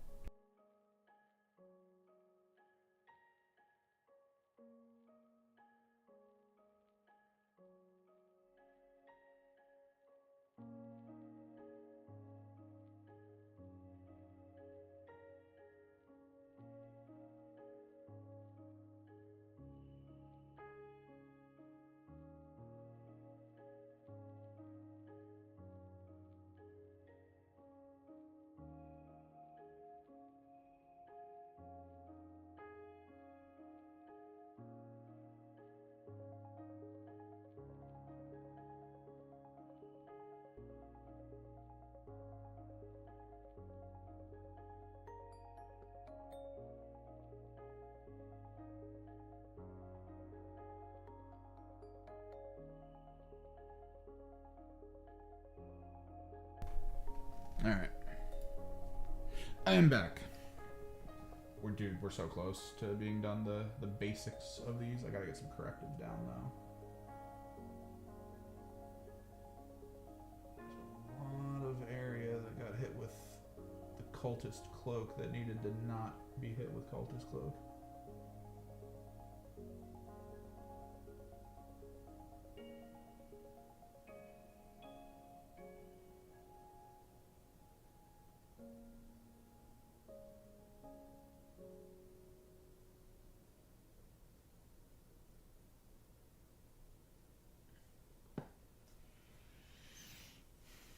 3 custodes, 2 sisters might be a little... Okay, so you want an elite custode. Honestly, that team is probably going to have 1 custode, 3 options, and then a bunch of sisters, because sisters are just like slightly less elite intercessors. So you'd probably get 6 sisters or 7 sisters even, depending on what loadouts they give them. And then 1 custode, 3 options. That way you can do like, oh, I want the shield bearer. Oh, I want the lance guy. Or maybe there's like another one you could pick, like a slow Terminator one. Like he only moves 4 inches or something. Like they're going to give him a nerf, but he's going to be near impossible to kill. But then like the sisters, kind of like how the Warp Coven and the Hierotech work, they would get their leader. Like they would actually get like a sister's leader. So you'd have 2 leaders on the field. Not keyword leaders, but you would have 1 unit on the field that is as good as a leader. Like the Hierotech have the Despotech, which is really good on his own. Really good. And then you also get the Apprentech, which just got buffed to be really good on his own. So now you have this insanely good 1 model, 2 really good models, and then a small grouping of like okay models and mechanics models. Which kind of how Warp Coven works a little bit. They're a little bit harder to pull off though, just because of sort of how the points values work with them. With needing to be within certain ranges of allies to trigger effects and all that. I'd say it's annoying. It's fun, but it's annoying at the same time.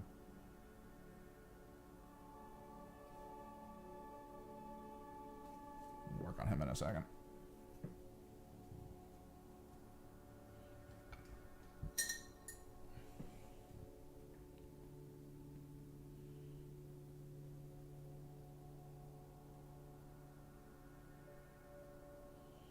They could. I mean, they could easily put people together. Like, they could always do models that they want to do. They don't have to, necessarily. Yeah, get this guy going. I'm going to try to leave his skull white, because he is going to be a bone skull. As all good servo skulls should be. I want to try to hit only the components that feel mechanical, metallic.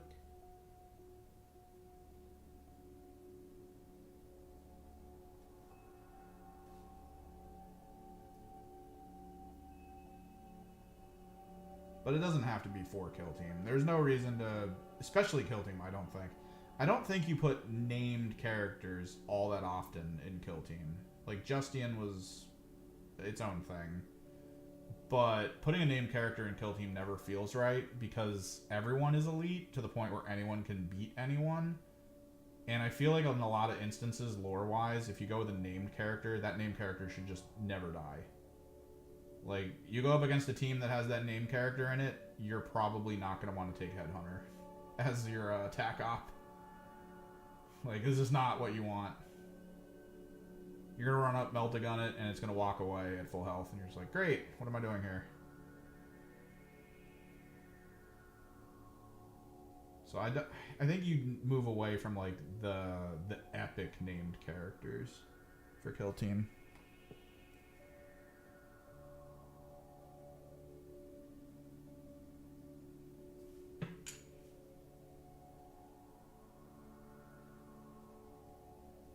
We do need a good Grey Knights team.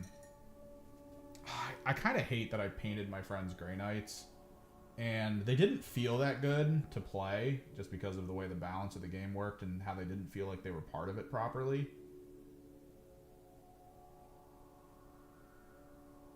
And now, like, the Compendium's going away, so they're just not even real. They're just going to sit on his shelf. He has 0 plans on playing Grey Knights ever. He might, maybe he'll let our friend borrow him. Maybe. I don't, did they ever say with the, what is it? With the Agents of the Imperium that they can take a squad of Grey Knights as, like, help? Because if that's the case, then he could use them, but other than that, I don't know.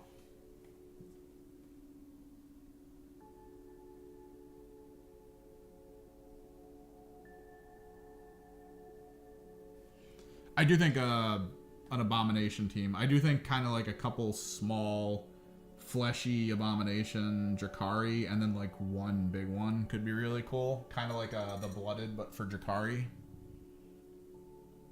That could be cool.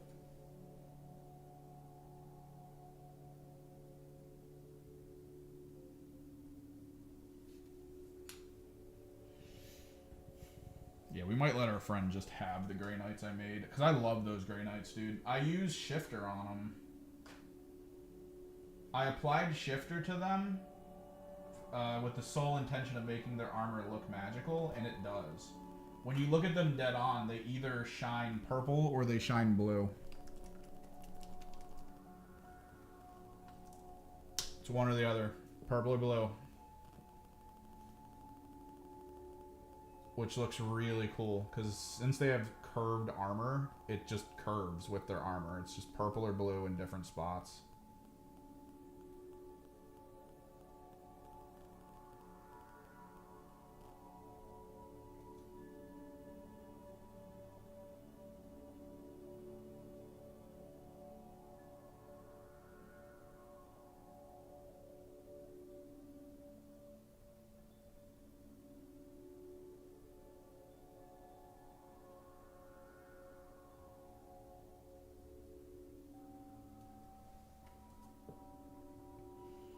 Well, I mean, we know in air quotes that their detachment is Garbo. I always feel like that's always the conversation, right? Like someone looks at a codex and is like, "That's Garbo," and then like 2 tournaments after the release, one of the detachments that everyone was like, "That detachment sucks." It's just the winner, and no one says anything at that point. They're just like, "What the hell just happened?"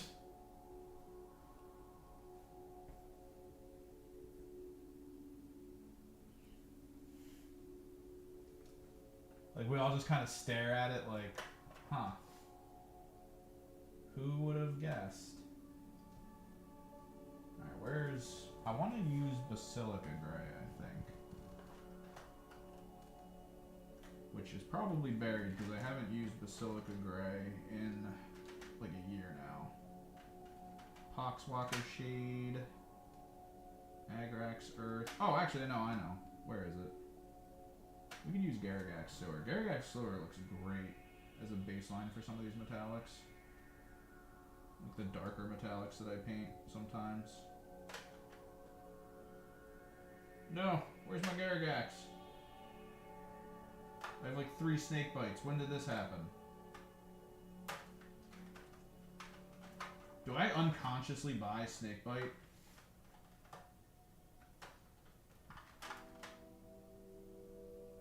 Anyone ever get stuck in a paint loop?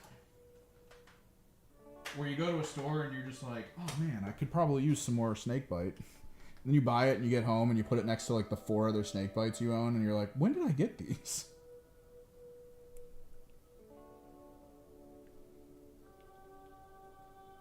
Oh yeah, Beastmaster kill team. Beautiful, that would be so fun. It'd be so good. That would be a team kind of like the automation stuff. That could definitely be an automation team. All the dogs and everything in it work on their own unless the Beastmaster is within range. Maybe there's like 2 Beastmasters total. Maybe it's just one and he has really good long range on control.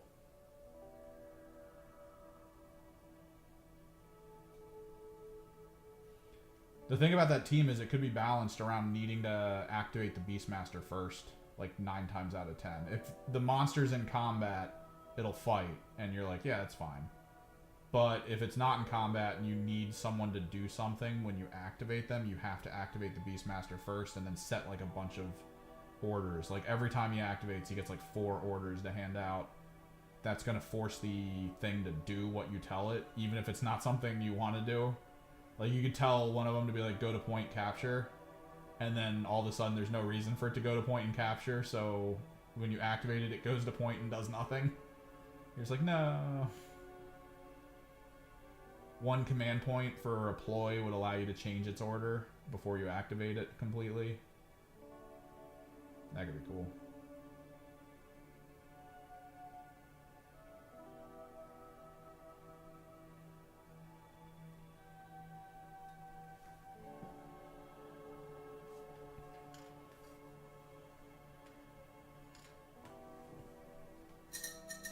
I like the idea that they're adding with the automation side of co-op and the Vespids, because it also makes it so some teams that have things on them like these. Oh, my buddy put so many magnets in the worst places on these guys. When they have little things like these, you could almost build armies with like a ton of these little automated creatures that just do things passively. Like you can build into them a reality of like every time you activate it, it does this thing. It has all these benefits that keep it from getting shot and destroyed, but outside of that, it will only perform these explicit tasks. And it's like, oh, that's kind of cool. Because then it makes like larger scale teams not as scary when like half the team isn't really going to be fighting.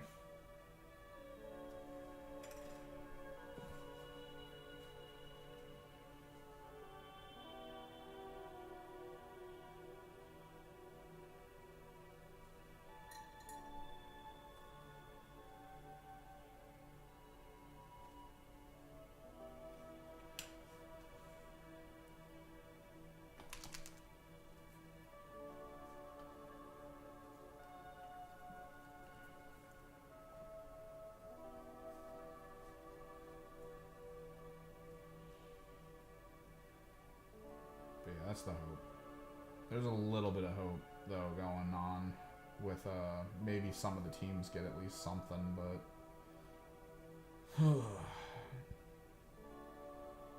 this is doubtful. The worry I have is that in the write-up itself, it went almost all teams outside of Compendium, almost all box teams, and that was the part that was double marked, which has people confused. Because almost all box teams are getting rules, but then the double mark says explicitly Compendium isn't coming up. But Compendium wasn't really a boxed team for Kill Team. It was a team in a box, absolutely, so maybe that's what they were talking about. But it wasn't like a Kill Team branded boxed team. So are they referencing that Compendium's definitely not coming, but also there might be one or two teams that currently exist that are going to be removed? Which, that'll be weird. I would kind of hate to see, like, oh, friggin' Void Scarred are gone. It's like, why? They're a fun team. Why'd you get rid of them?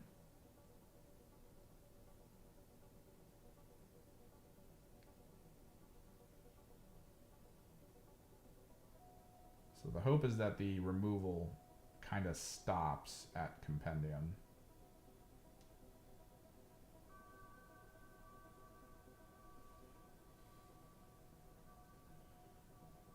It has to, but since it says almost all box teams are coming forward, that would mean that not all bespoke teams are coming forward.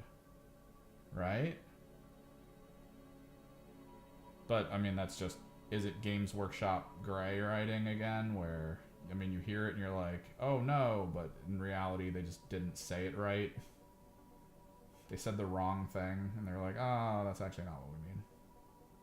Sorry.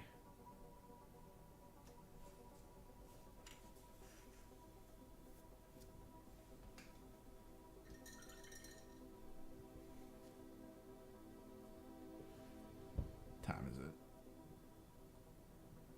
Almost 2. Get one more hour. Ooh, dude, I love this. I love the full body jacket body armor. The Demo Trooper and Kasserkin, this guy, oh, they look so good.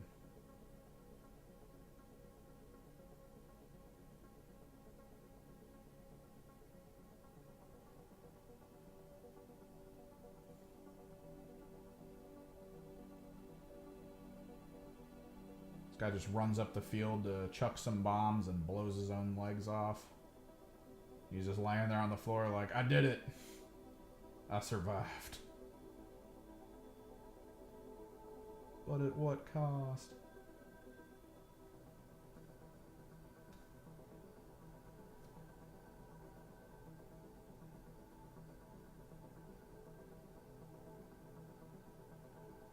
Anybody else see the announcement? Secret level? Doing the Space Marine. mini episode. It could be kind of cool. I wonder how they did that. I wonder like who they talked to, because a lot of those things they showed, I'm like, man, must have cost them a mild fortune to get access to these IPs to make shows after. Like, not even the Games Workshop thing. I imagine Games Workshop probably was like, oh yeah, definitely.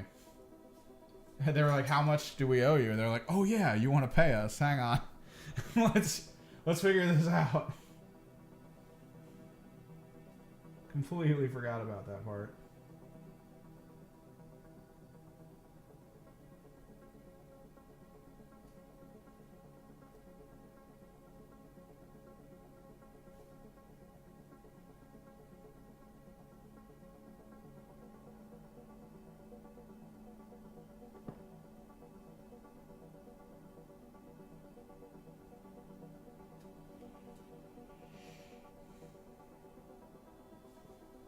Dude, AOS is the only writing staff that seems to know how to write rules properly. Defined to the point, some flowcharts involved to make things visually easier to understand, and just super limited in a concept, but it makes it extremely elaborate in practice. Like, that staff is incredible. Yeah, Secret Level looks cool. I like what they did with some of the weaponry. How they show the plasma weaponry is... Like, for those who don't know, I'm basically Grim Neon. Like, there's a few people on YouTube who are like, I love the Grim Neon concept of brightly colored things. Like, just super brightly colored. I love Grim Neon. These guys don't exactly show the level to which I use like Grim Neon aspects in my paint jobs. They're only kind of like it. But normally I go all in on neon coloring. So in the one clip they showed where they were shooting plasma guns at people and then the plasma would hit their armor and it was like neon blue. Yeah. I love the aesthetic.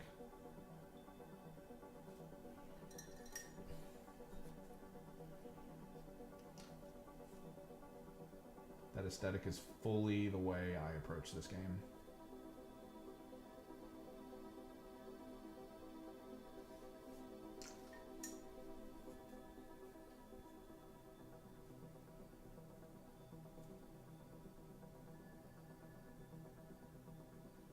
Which means the artists on the team made that decision. They were like, yo, that would be really cool if within all the darkness, the fighting makes everything brighter. It's like, oh, that's kind of cool.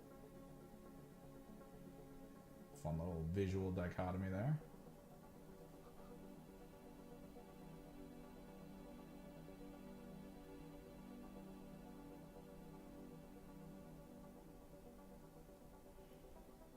So you're trying to get into AOS. You're trying to... So the spearheads all work. But you're talking starter set, I think, right? Like starter set. Honestly, it's going to be kind of a struggle. Because unless you guys like Skaven and Stormcast. Like the current starter set is amazing for the current system. It comes with pretty much everything you would need. The rulebooks, the measuring stuff, all that. And the models are fantastic. And you can play Spearhead or you can play the starter set like one-off game between the two factions. Because I think both teams consist of the Spearhead and a few extra units. So that's like the way to start the current game. But if you're looking to play like with an older starter set, you might be able to do something. There's a few factions that lost a lot of stuff, like Stormcast lost a lot. And then they're getting new stuff back, but... a lot of their older stuff that apparently wasn't selling really well, they pulled off the shelf. But beyond that, Beastmen are gone. Yeah, Skaven, dude, the new models. Oh my god, have you seen them? Have you seen them? They are so cool looking. pull this up.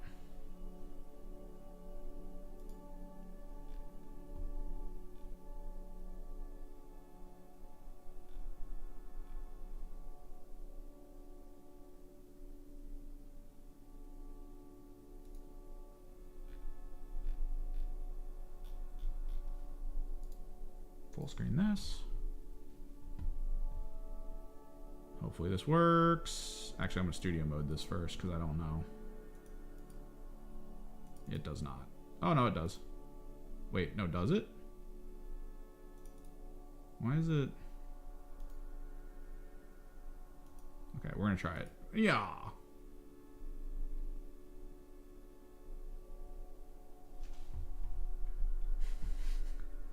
Look at this. Look at these guys. Look at this thing. Look at him. This is how I paint stuff a lot. This is how I lazy paint. When I don't want to really paint, this is how I lazy paint. I do like a really basic like dark wash of what I think the atmosphere would look like, and then I just hit points with a Liquitex white and then a neon color. Look at this thing.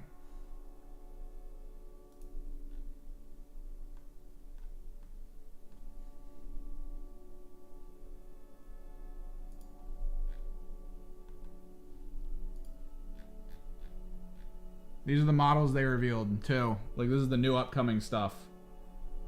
Look at this.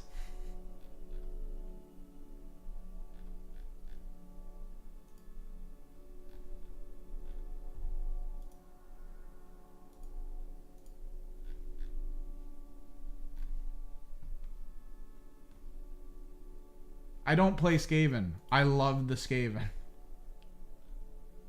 I think they're great. And then Stormcast.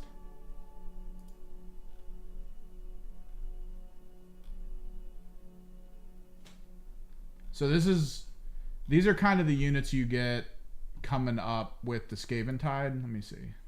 Yeah, here you are. So oh God, why would you do this? Just sign in. Stop it.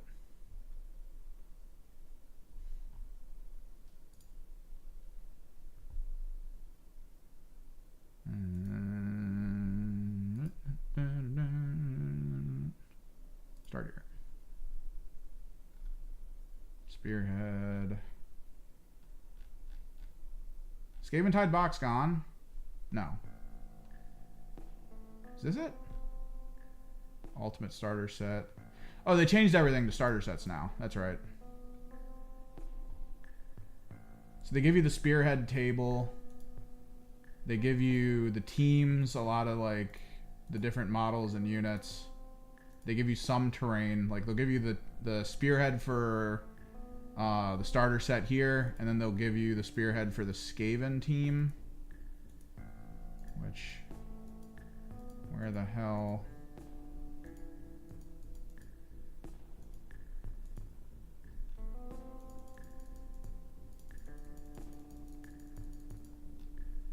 Did they not show the full Skaven team? They only show like the little... Oh, they're rare. You get the full Skaven team. And yeah. So they give you Spearhead rules. The Spearhead rules are a very whittled down AOS rule set, which gets you started in the game. I actually do like it. The main problem I have with it is kind of a problem that's just personal. I understand kind of why they did it this way. So this is one board. This is basically a kill team board that you're supposed to play with two large squads against, which means turn one, you're in combat. I don't care who you think you are in combat turn one. It's because they want combat to put in front of you ways to solve it, right? Because this is all a puzzle. It's all a puzzle. So if you're in combat turn one and you have to go past mid to get points, how do you do that? Well, you have to position well in your turn to then fall back into your opponent's side. So you need to like better understand your situation of how you move and why. So from turn one, they want you to start making those decisions, which is why it's so small. But everything's here. Cards to play Spearhead, which is kind of like how Kill Team works. It plays on 1 kill team board, dude. 1. This mode. The full game is 4. Yes. Full game is 4. Spearhead is 1. Combat Patrol for 40k is 2. This is 1. This is the starter. This is how you learn. It gives you the full books and everything you need to like get all the rules and everything you're going to want. That way you know like, oh, these guys move here. These guys move here. Like it gives you all that. Like you'll get like very basic stuff to be able to play very quick one-off games, and then you get 4 boards together and go, all right, let's play a full game after you've collected more. But these teams should come with cards. These either come with cards or all their information should be in the Fire and Jade book. The cards I know are sold separately for factions that then, if you're like, yeah, we're going to play Skaven and we're going to play Stormcast, you could buy the quick reference cards now, or I guess you could wait for the codex to come out. The quick reference cards as they are now come with your Spearhead as some of the cards, and then come with everything else you could purchase as the cards. So it's pretty good. It's decent for the cost. The Skaven Tide box was better, but I guess Skaven Tide was the initial release. If you can find... Oh, hang on.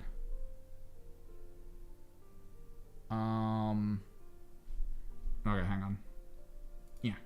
If you can find this box, you'll be better off. This is Skaven Tide. This is both spearheads like we just saw. The spearhead board is in here along with all the spearhead stuff you need, as well as the main rulebook functions for, I think, like how to play all of this all against itself. This is so much larger of an army. Oh, come on. Is there a way to zoom in? No. But yeah, you get a ton of stuff in this box. This box is incredible. They give you 6 brass coins that you can use as objective markers. Like, it's all here.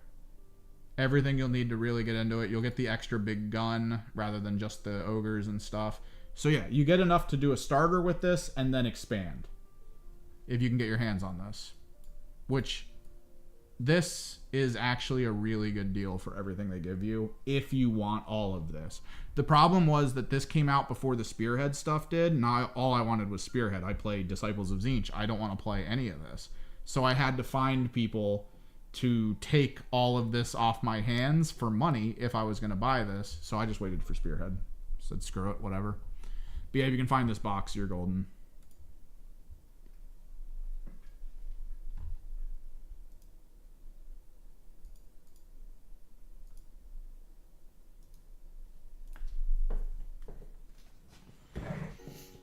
Oh, yeah.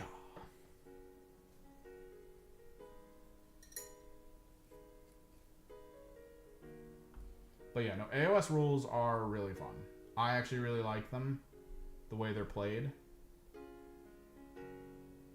The meta right now is a little rough because not a lot of people have played it for super long, so characters like Nagash are actually very scary.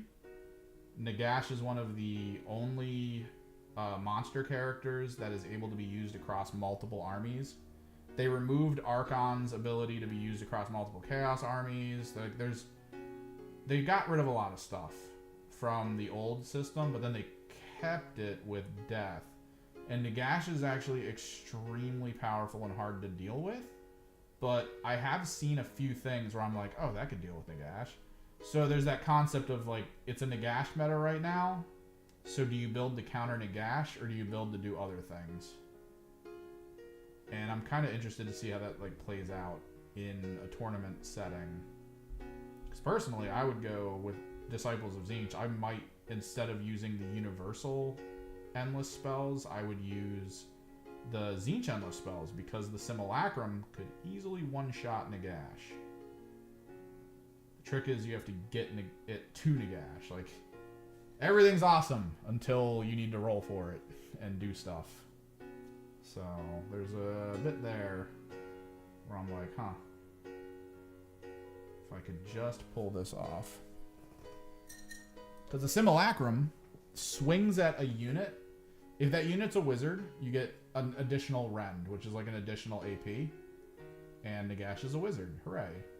But also, the damage the Simulacrum does is D3. Plus, whatever the wizard level is. Nagash is Wizard level 9, one of the highest in the game, which means the Simulacrum hits for a bare minimum of 10 wounds when it attacks in melee against Nagash. It can fly. You can summon it outside of 9 inches of an opponent, and you can move and charge with it, which means I can literally just move a person way up. Like, the idea for me is I use a changeling. I make it so the changeling can summon it without being countered, usually with fate dice if possible. I then summon it and summon it 9 inches away from Nagash, guaranteeing a charge. I then hope in that turn that I have enough good fate dice that I don't need to roll for the hits and wounds. Therefore, it would be down to Nagash, who's now at Rend 2 for its armor saves, because Nagash actually is affected by Rend.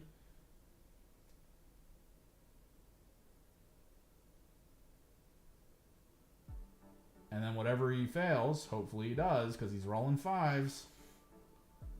I think it was 5s. Pretty sure it was 5s.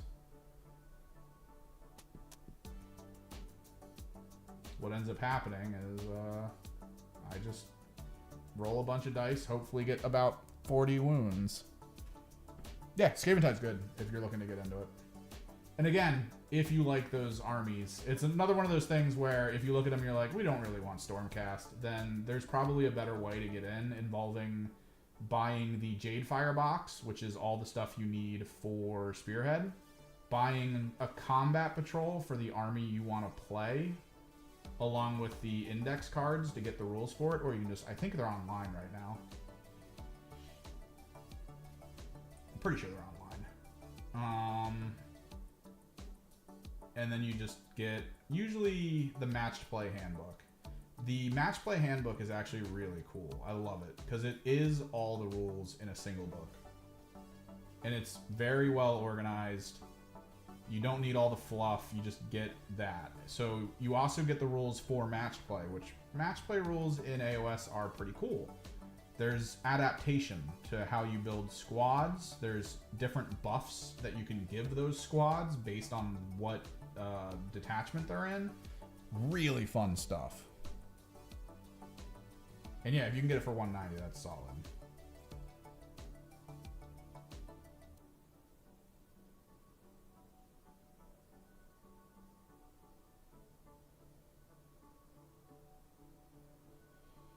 I will say the models in it are kind of push fit, to my understanding. They're like pseudo push fit, which is a little weird.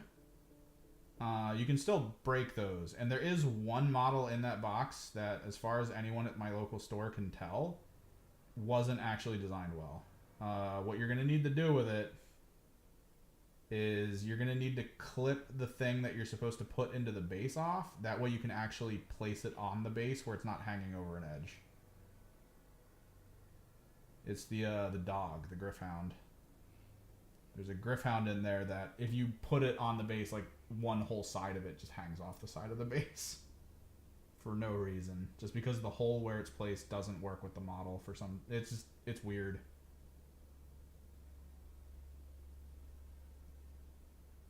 At least that's what I've heard.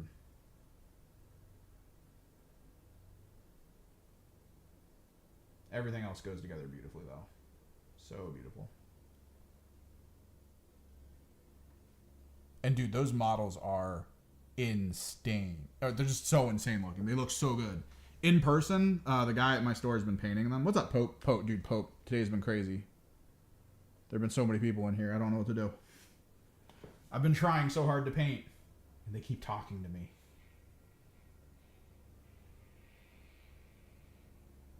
I'm scared.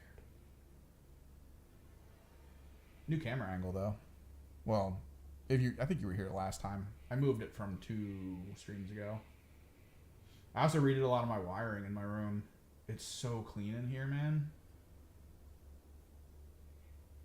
Like, the wiring in here got really bad really fast. Because I kept getting new stuff to install, and I was just like, uh-oh. Now, since I took 4 hours out of my day yesterday, it's almost beautiful.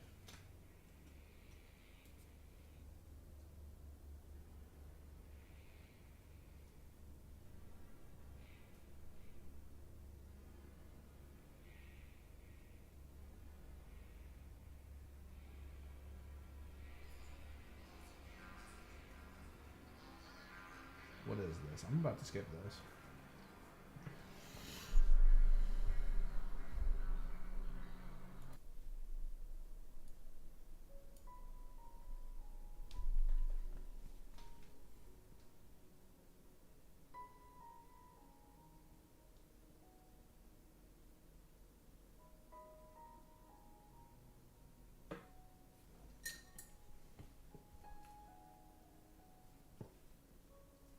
Okay, we're almost on the basics.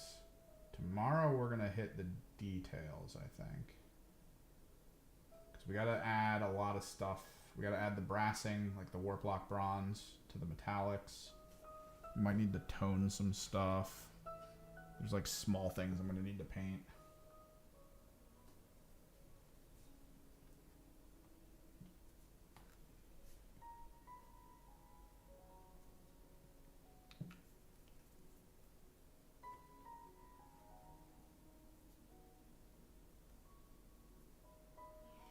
They build kind of close to Underworlds, to my understanding. It's not like as bad, I think, of like push fit, but there's still elements of them. I just want to get this last bit of brassing done before I gotta go. Get some chores done today.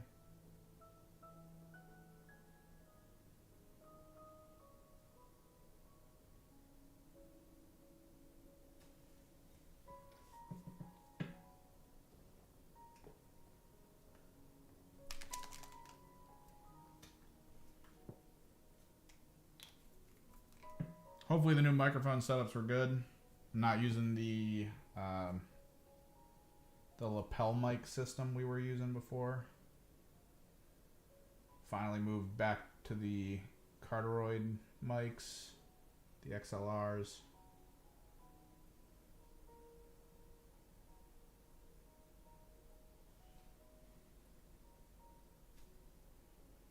I might sound like I'm a little bit away from one because the one that's over here for me to talk into is way off to the side.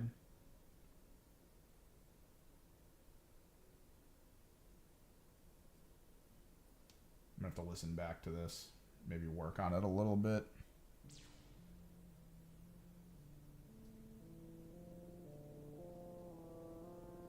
Got to try to get the audio balanced before Saturday night.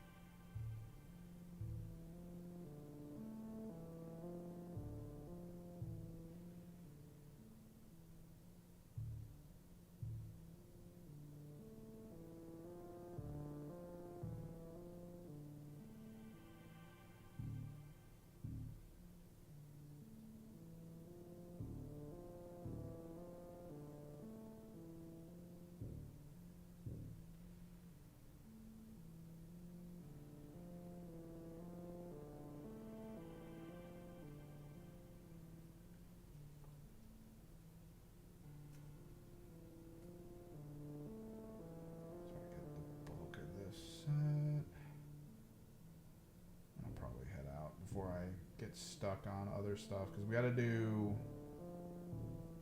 do ball red on a lot of their guns. Their guns and the parts of their backpacks that are like the rebreather elements. That way they look like fire extinguishers.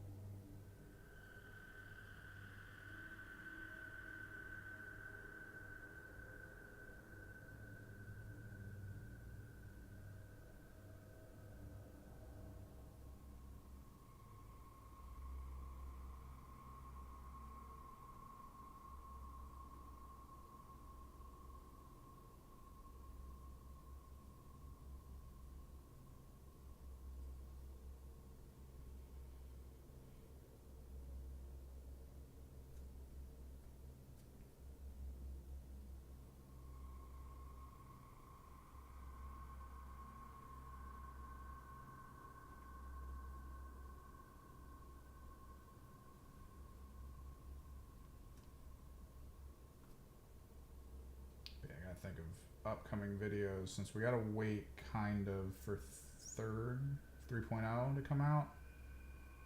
I think in the coming weeks when I'm gonna be over here kind of full time and I'm able to actually record stuff using all the things I've made. We should start on the AOS rules book stuff, so I can do the quick reference AOS rules with, you know, visual accompaniment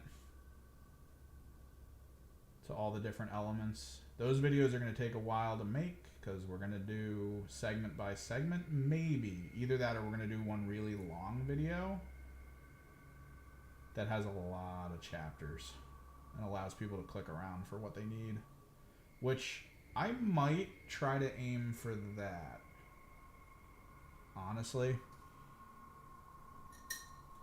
because YouTube loves extremely long videos apparently, so you kind of want to try to have a couple that are a few hours long potentially, or at least 1 hour long, and people can just be like, oh, I don't care about this section, let me go over here real quick.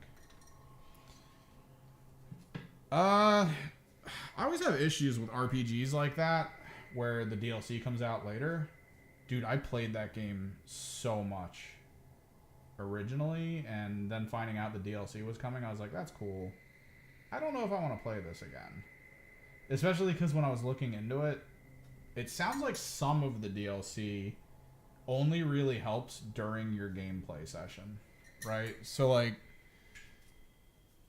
it expands things that I thought weren't that fun in the original game. So, like, I should have just waited, right? I should have honestly just waited to play it.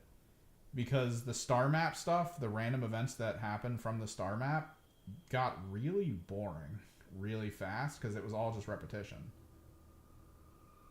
And now they're like, oh yeah, we're drastically expanding that, and we're adding a whole thing to your ship that's gonna improve like your ability to do missions and stuff, and try to like get XP and, you know, earn equipment and blah. And I was like, oh wow, that would have been great when you know, I started playing. A little weird that you would do this now, but okay.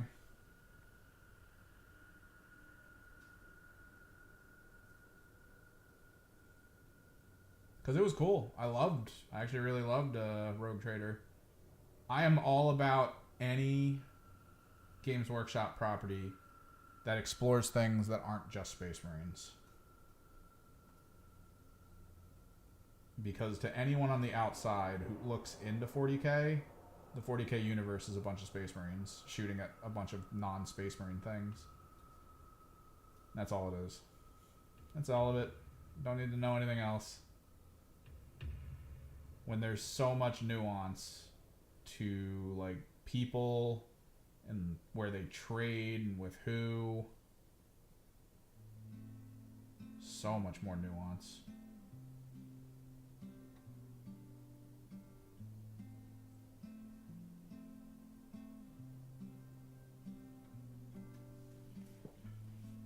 I'm gonna get my Cassandara yellow. I'm gonna do this guy's hair with it so it's platinum blonde.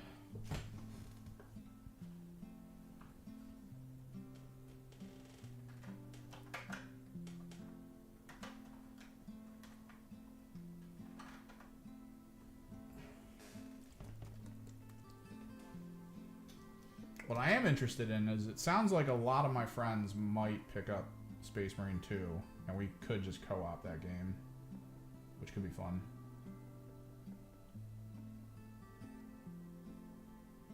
Alright, let's pull some of it back.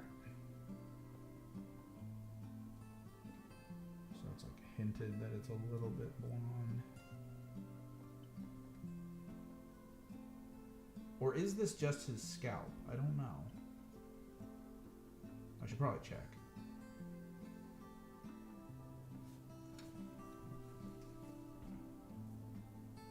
Yeah, you're getting new companions. You get the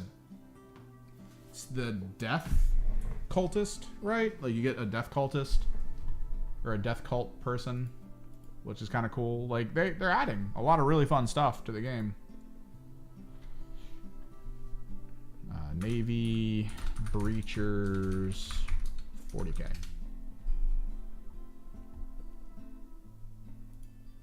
Is it hair or is it skin?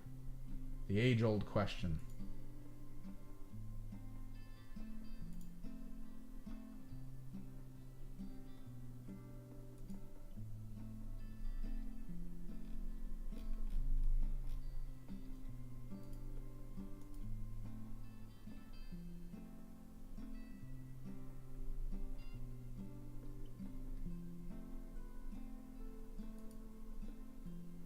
I think it's skin. I think it's actually skin. Yeah.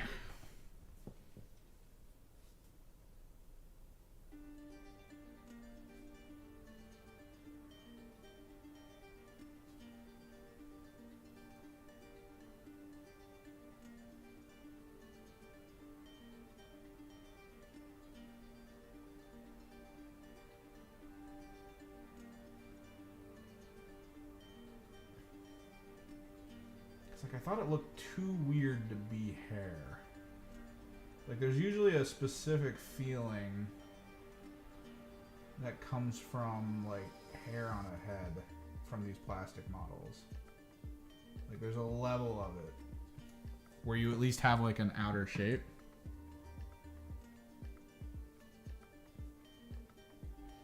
It'd be cool to grab another heretical person. It'd be cool to get, like, the other side of the sisters. Like, it depends on what they've done with audio recordings, right? Like, imagine getting, like, an even more zealous sister. Like, more Repentia than full-on sister. Like, very little armor, but crazy good in combat. And is constantly, like, yelling at the other one for not being as zealous in her actions or something. And she's just, like... They get that back and forth where it does feel... Within the chapters, there's people who feel differently about, like, how they're supposed to exist in the universe. That kind of thing. Because you gotta add that little bit of strife.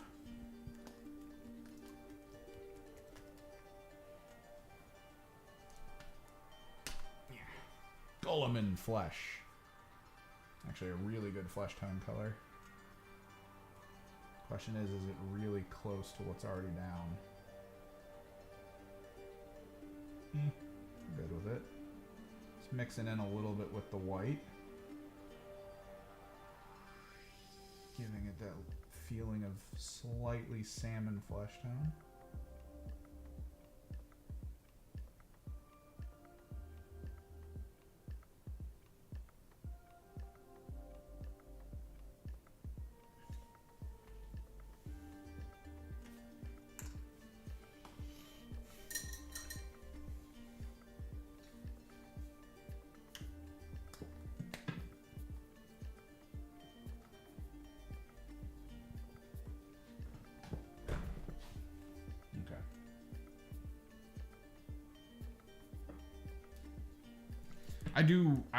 One of the main ones I'm looking at for when 3.0 drops is what happens to the RBDs.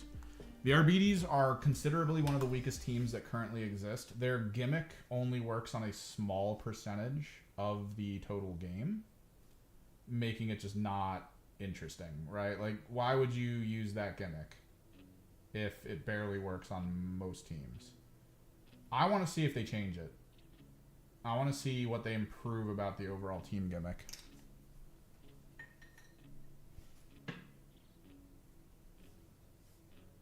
Because unless there's something going on with the gimmick itself where maybe we as players haven't figured it out, like maybe internally speaking they've done something with it that's so incredible that like there's no reason to change it. So why would you change it?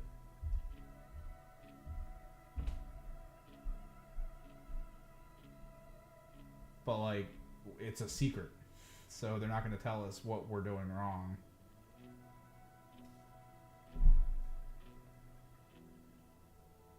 And then maybe they'll leave it that way.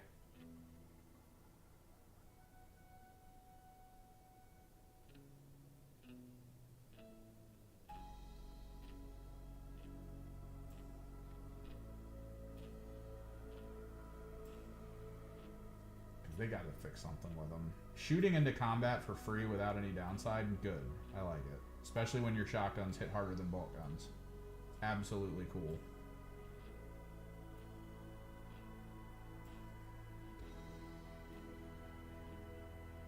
The shield bearers, I think, don't have enough survivability to be absolutely worth it against all things, but they are really good. And definitely should have been used more than I think most people used them.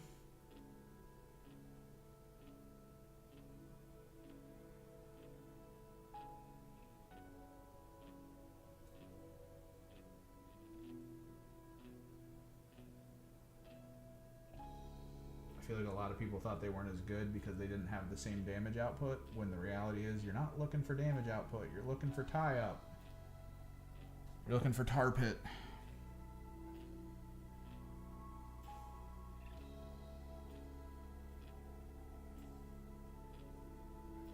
See? Fire extinguisher back. Red gun, which is going to have like a standard gun metal, I guess. I may need to pull the Basilica Gray out for this.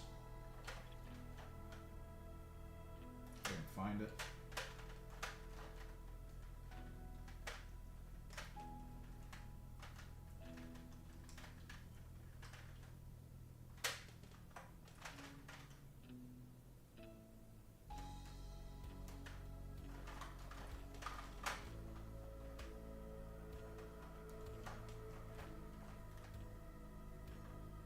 It's gotta be here somewhere.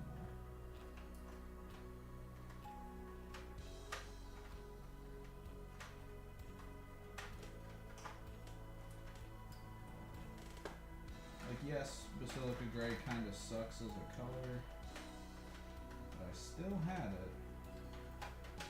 And it's kind of useful to undertone metals.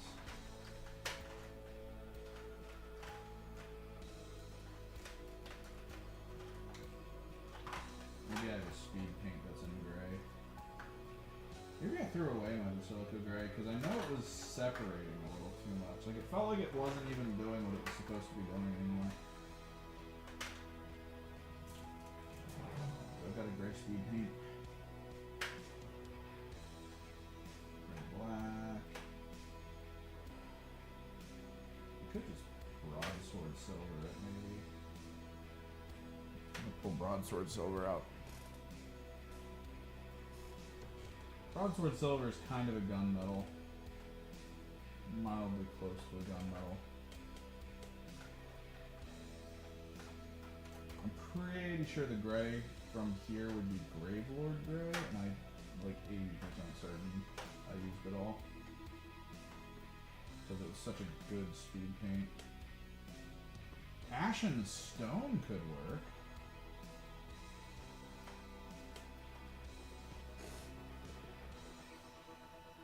There's a lot of options for Stormcast. Don't fall into the sort of pit of, oh, they're just gold, right? You can if you want. I feel like if you go the gold route, you can paint them fairly easily. But I've seen some really cool Stormcast armor colors that are from lore but different. But then, of course, you can always paint them your own way. I mean, you don't have to lean into being as pedantically specific as some people might say you need to be.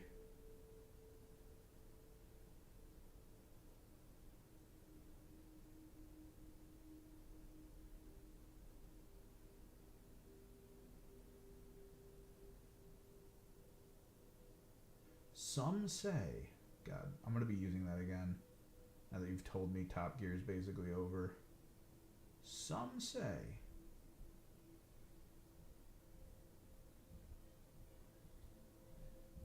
the day he was born, the sun rose twice.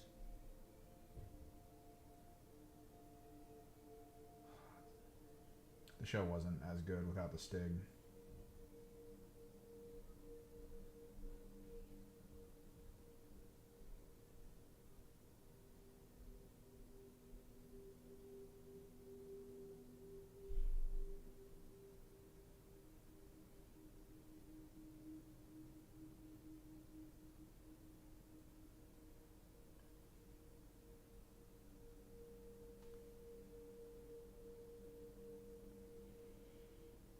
You can do like a black iron armor.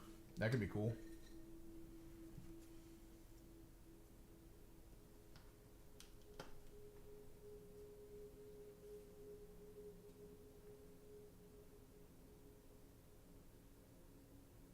So I don't know how much of AOS you follow, but the current lore is that every time a Stormcast resurrects, they lose a piece of who they were originally, until they're basically just a husk of themselves that's constantly fighting.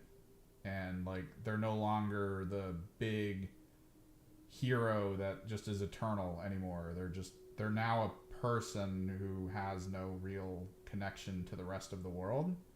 You could maybe like base kind of a general visual concept around that of like someone who's been resurrected so much that the color in them is left.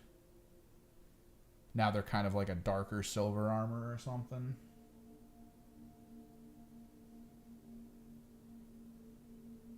Or you can do what I usually do. Neon colors everywhere. So this is pretty much the gist. Let me pull them closer to the lens for you guys. And then refocus. But this is pretty much the gist of the general colors. There's going to be a lens color we're going to apply, which is probably going to be a fluorescent red. Any of that reddish hued brassing is going to have warp...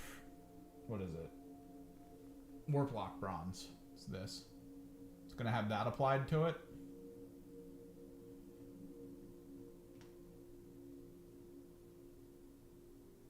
Oh, yeah.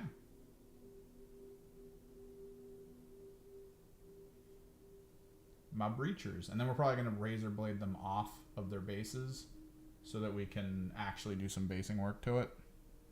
Yeah, firefighters. In space.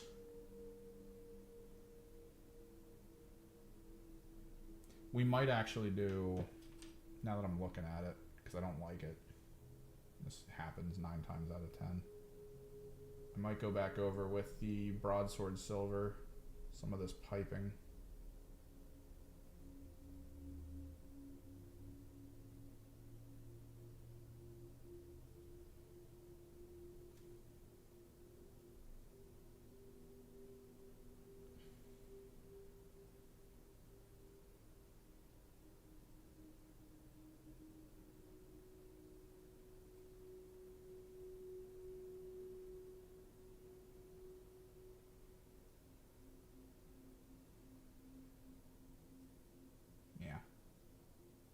Definitely better.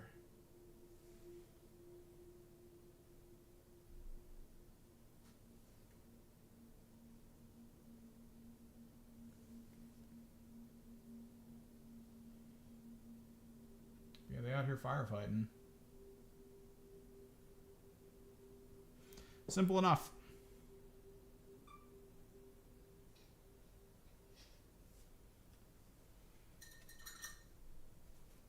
Thanks for hanging out. We should be streaming tomorrow.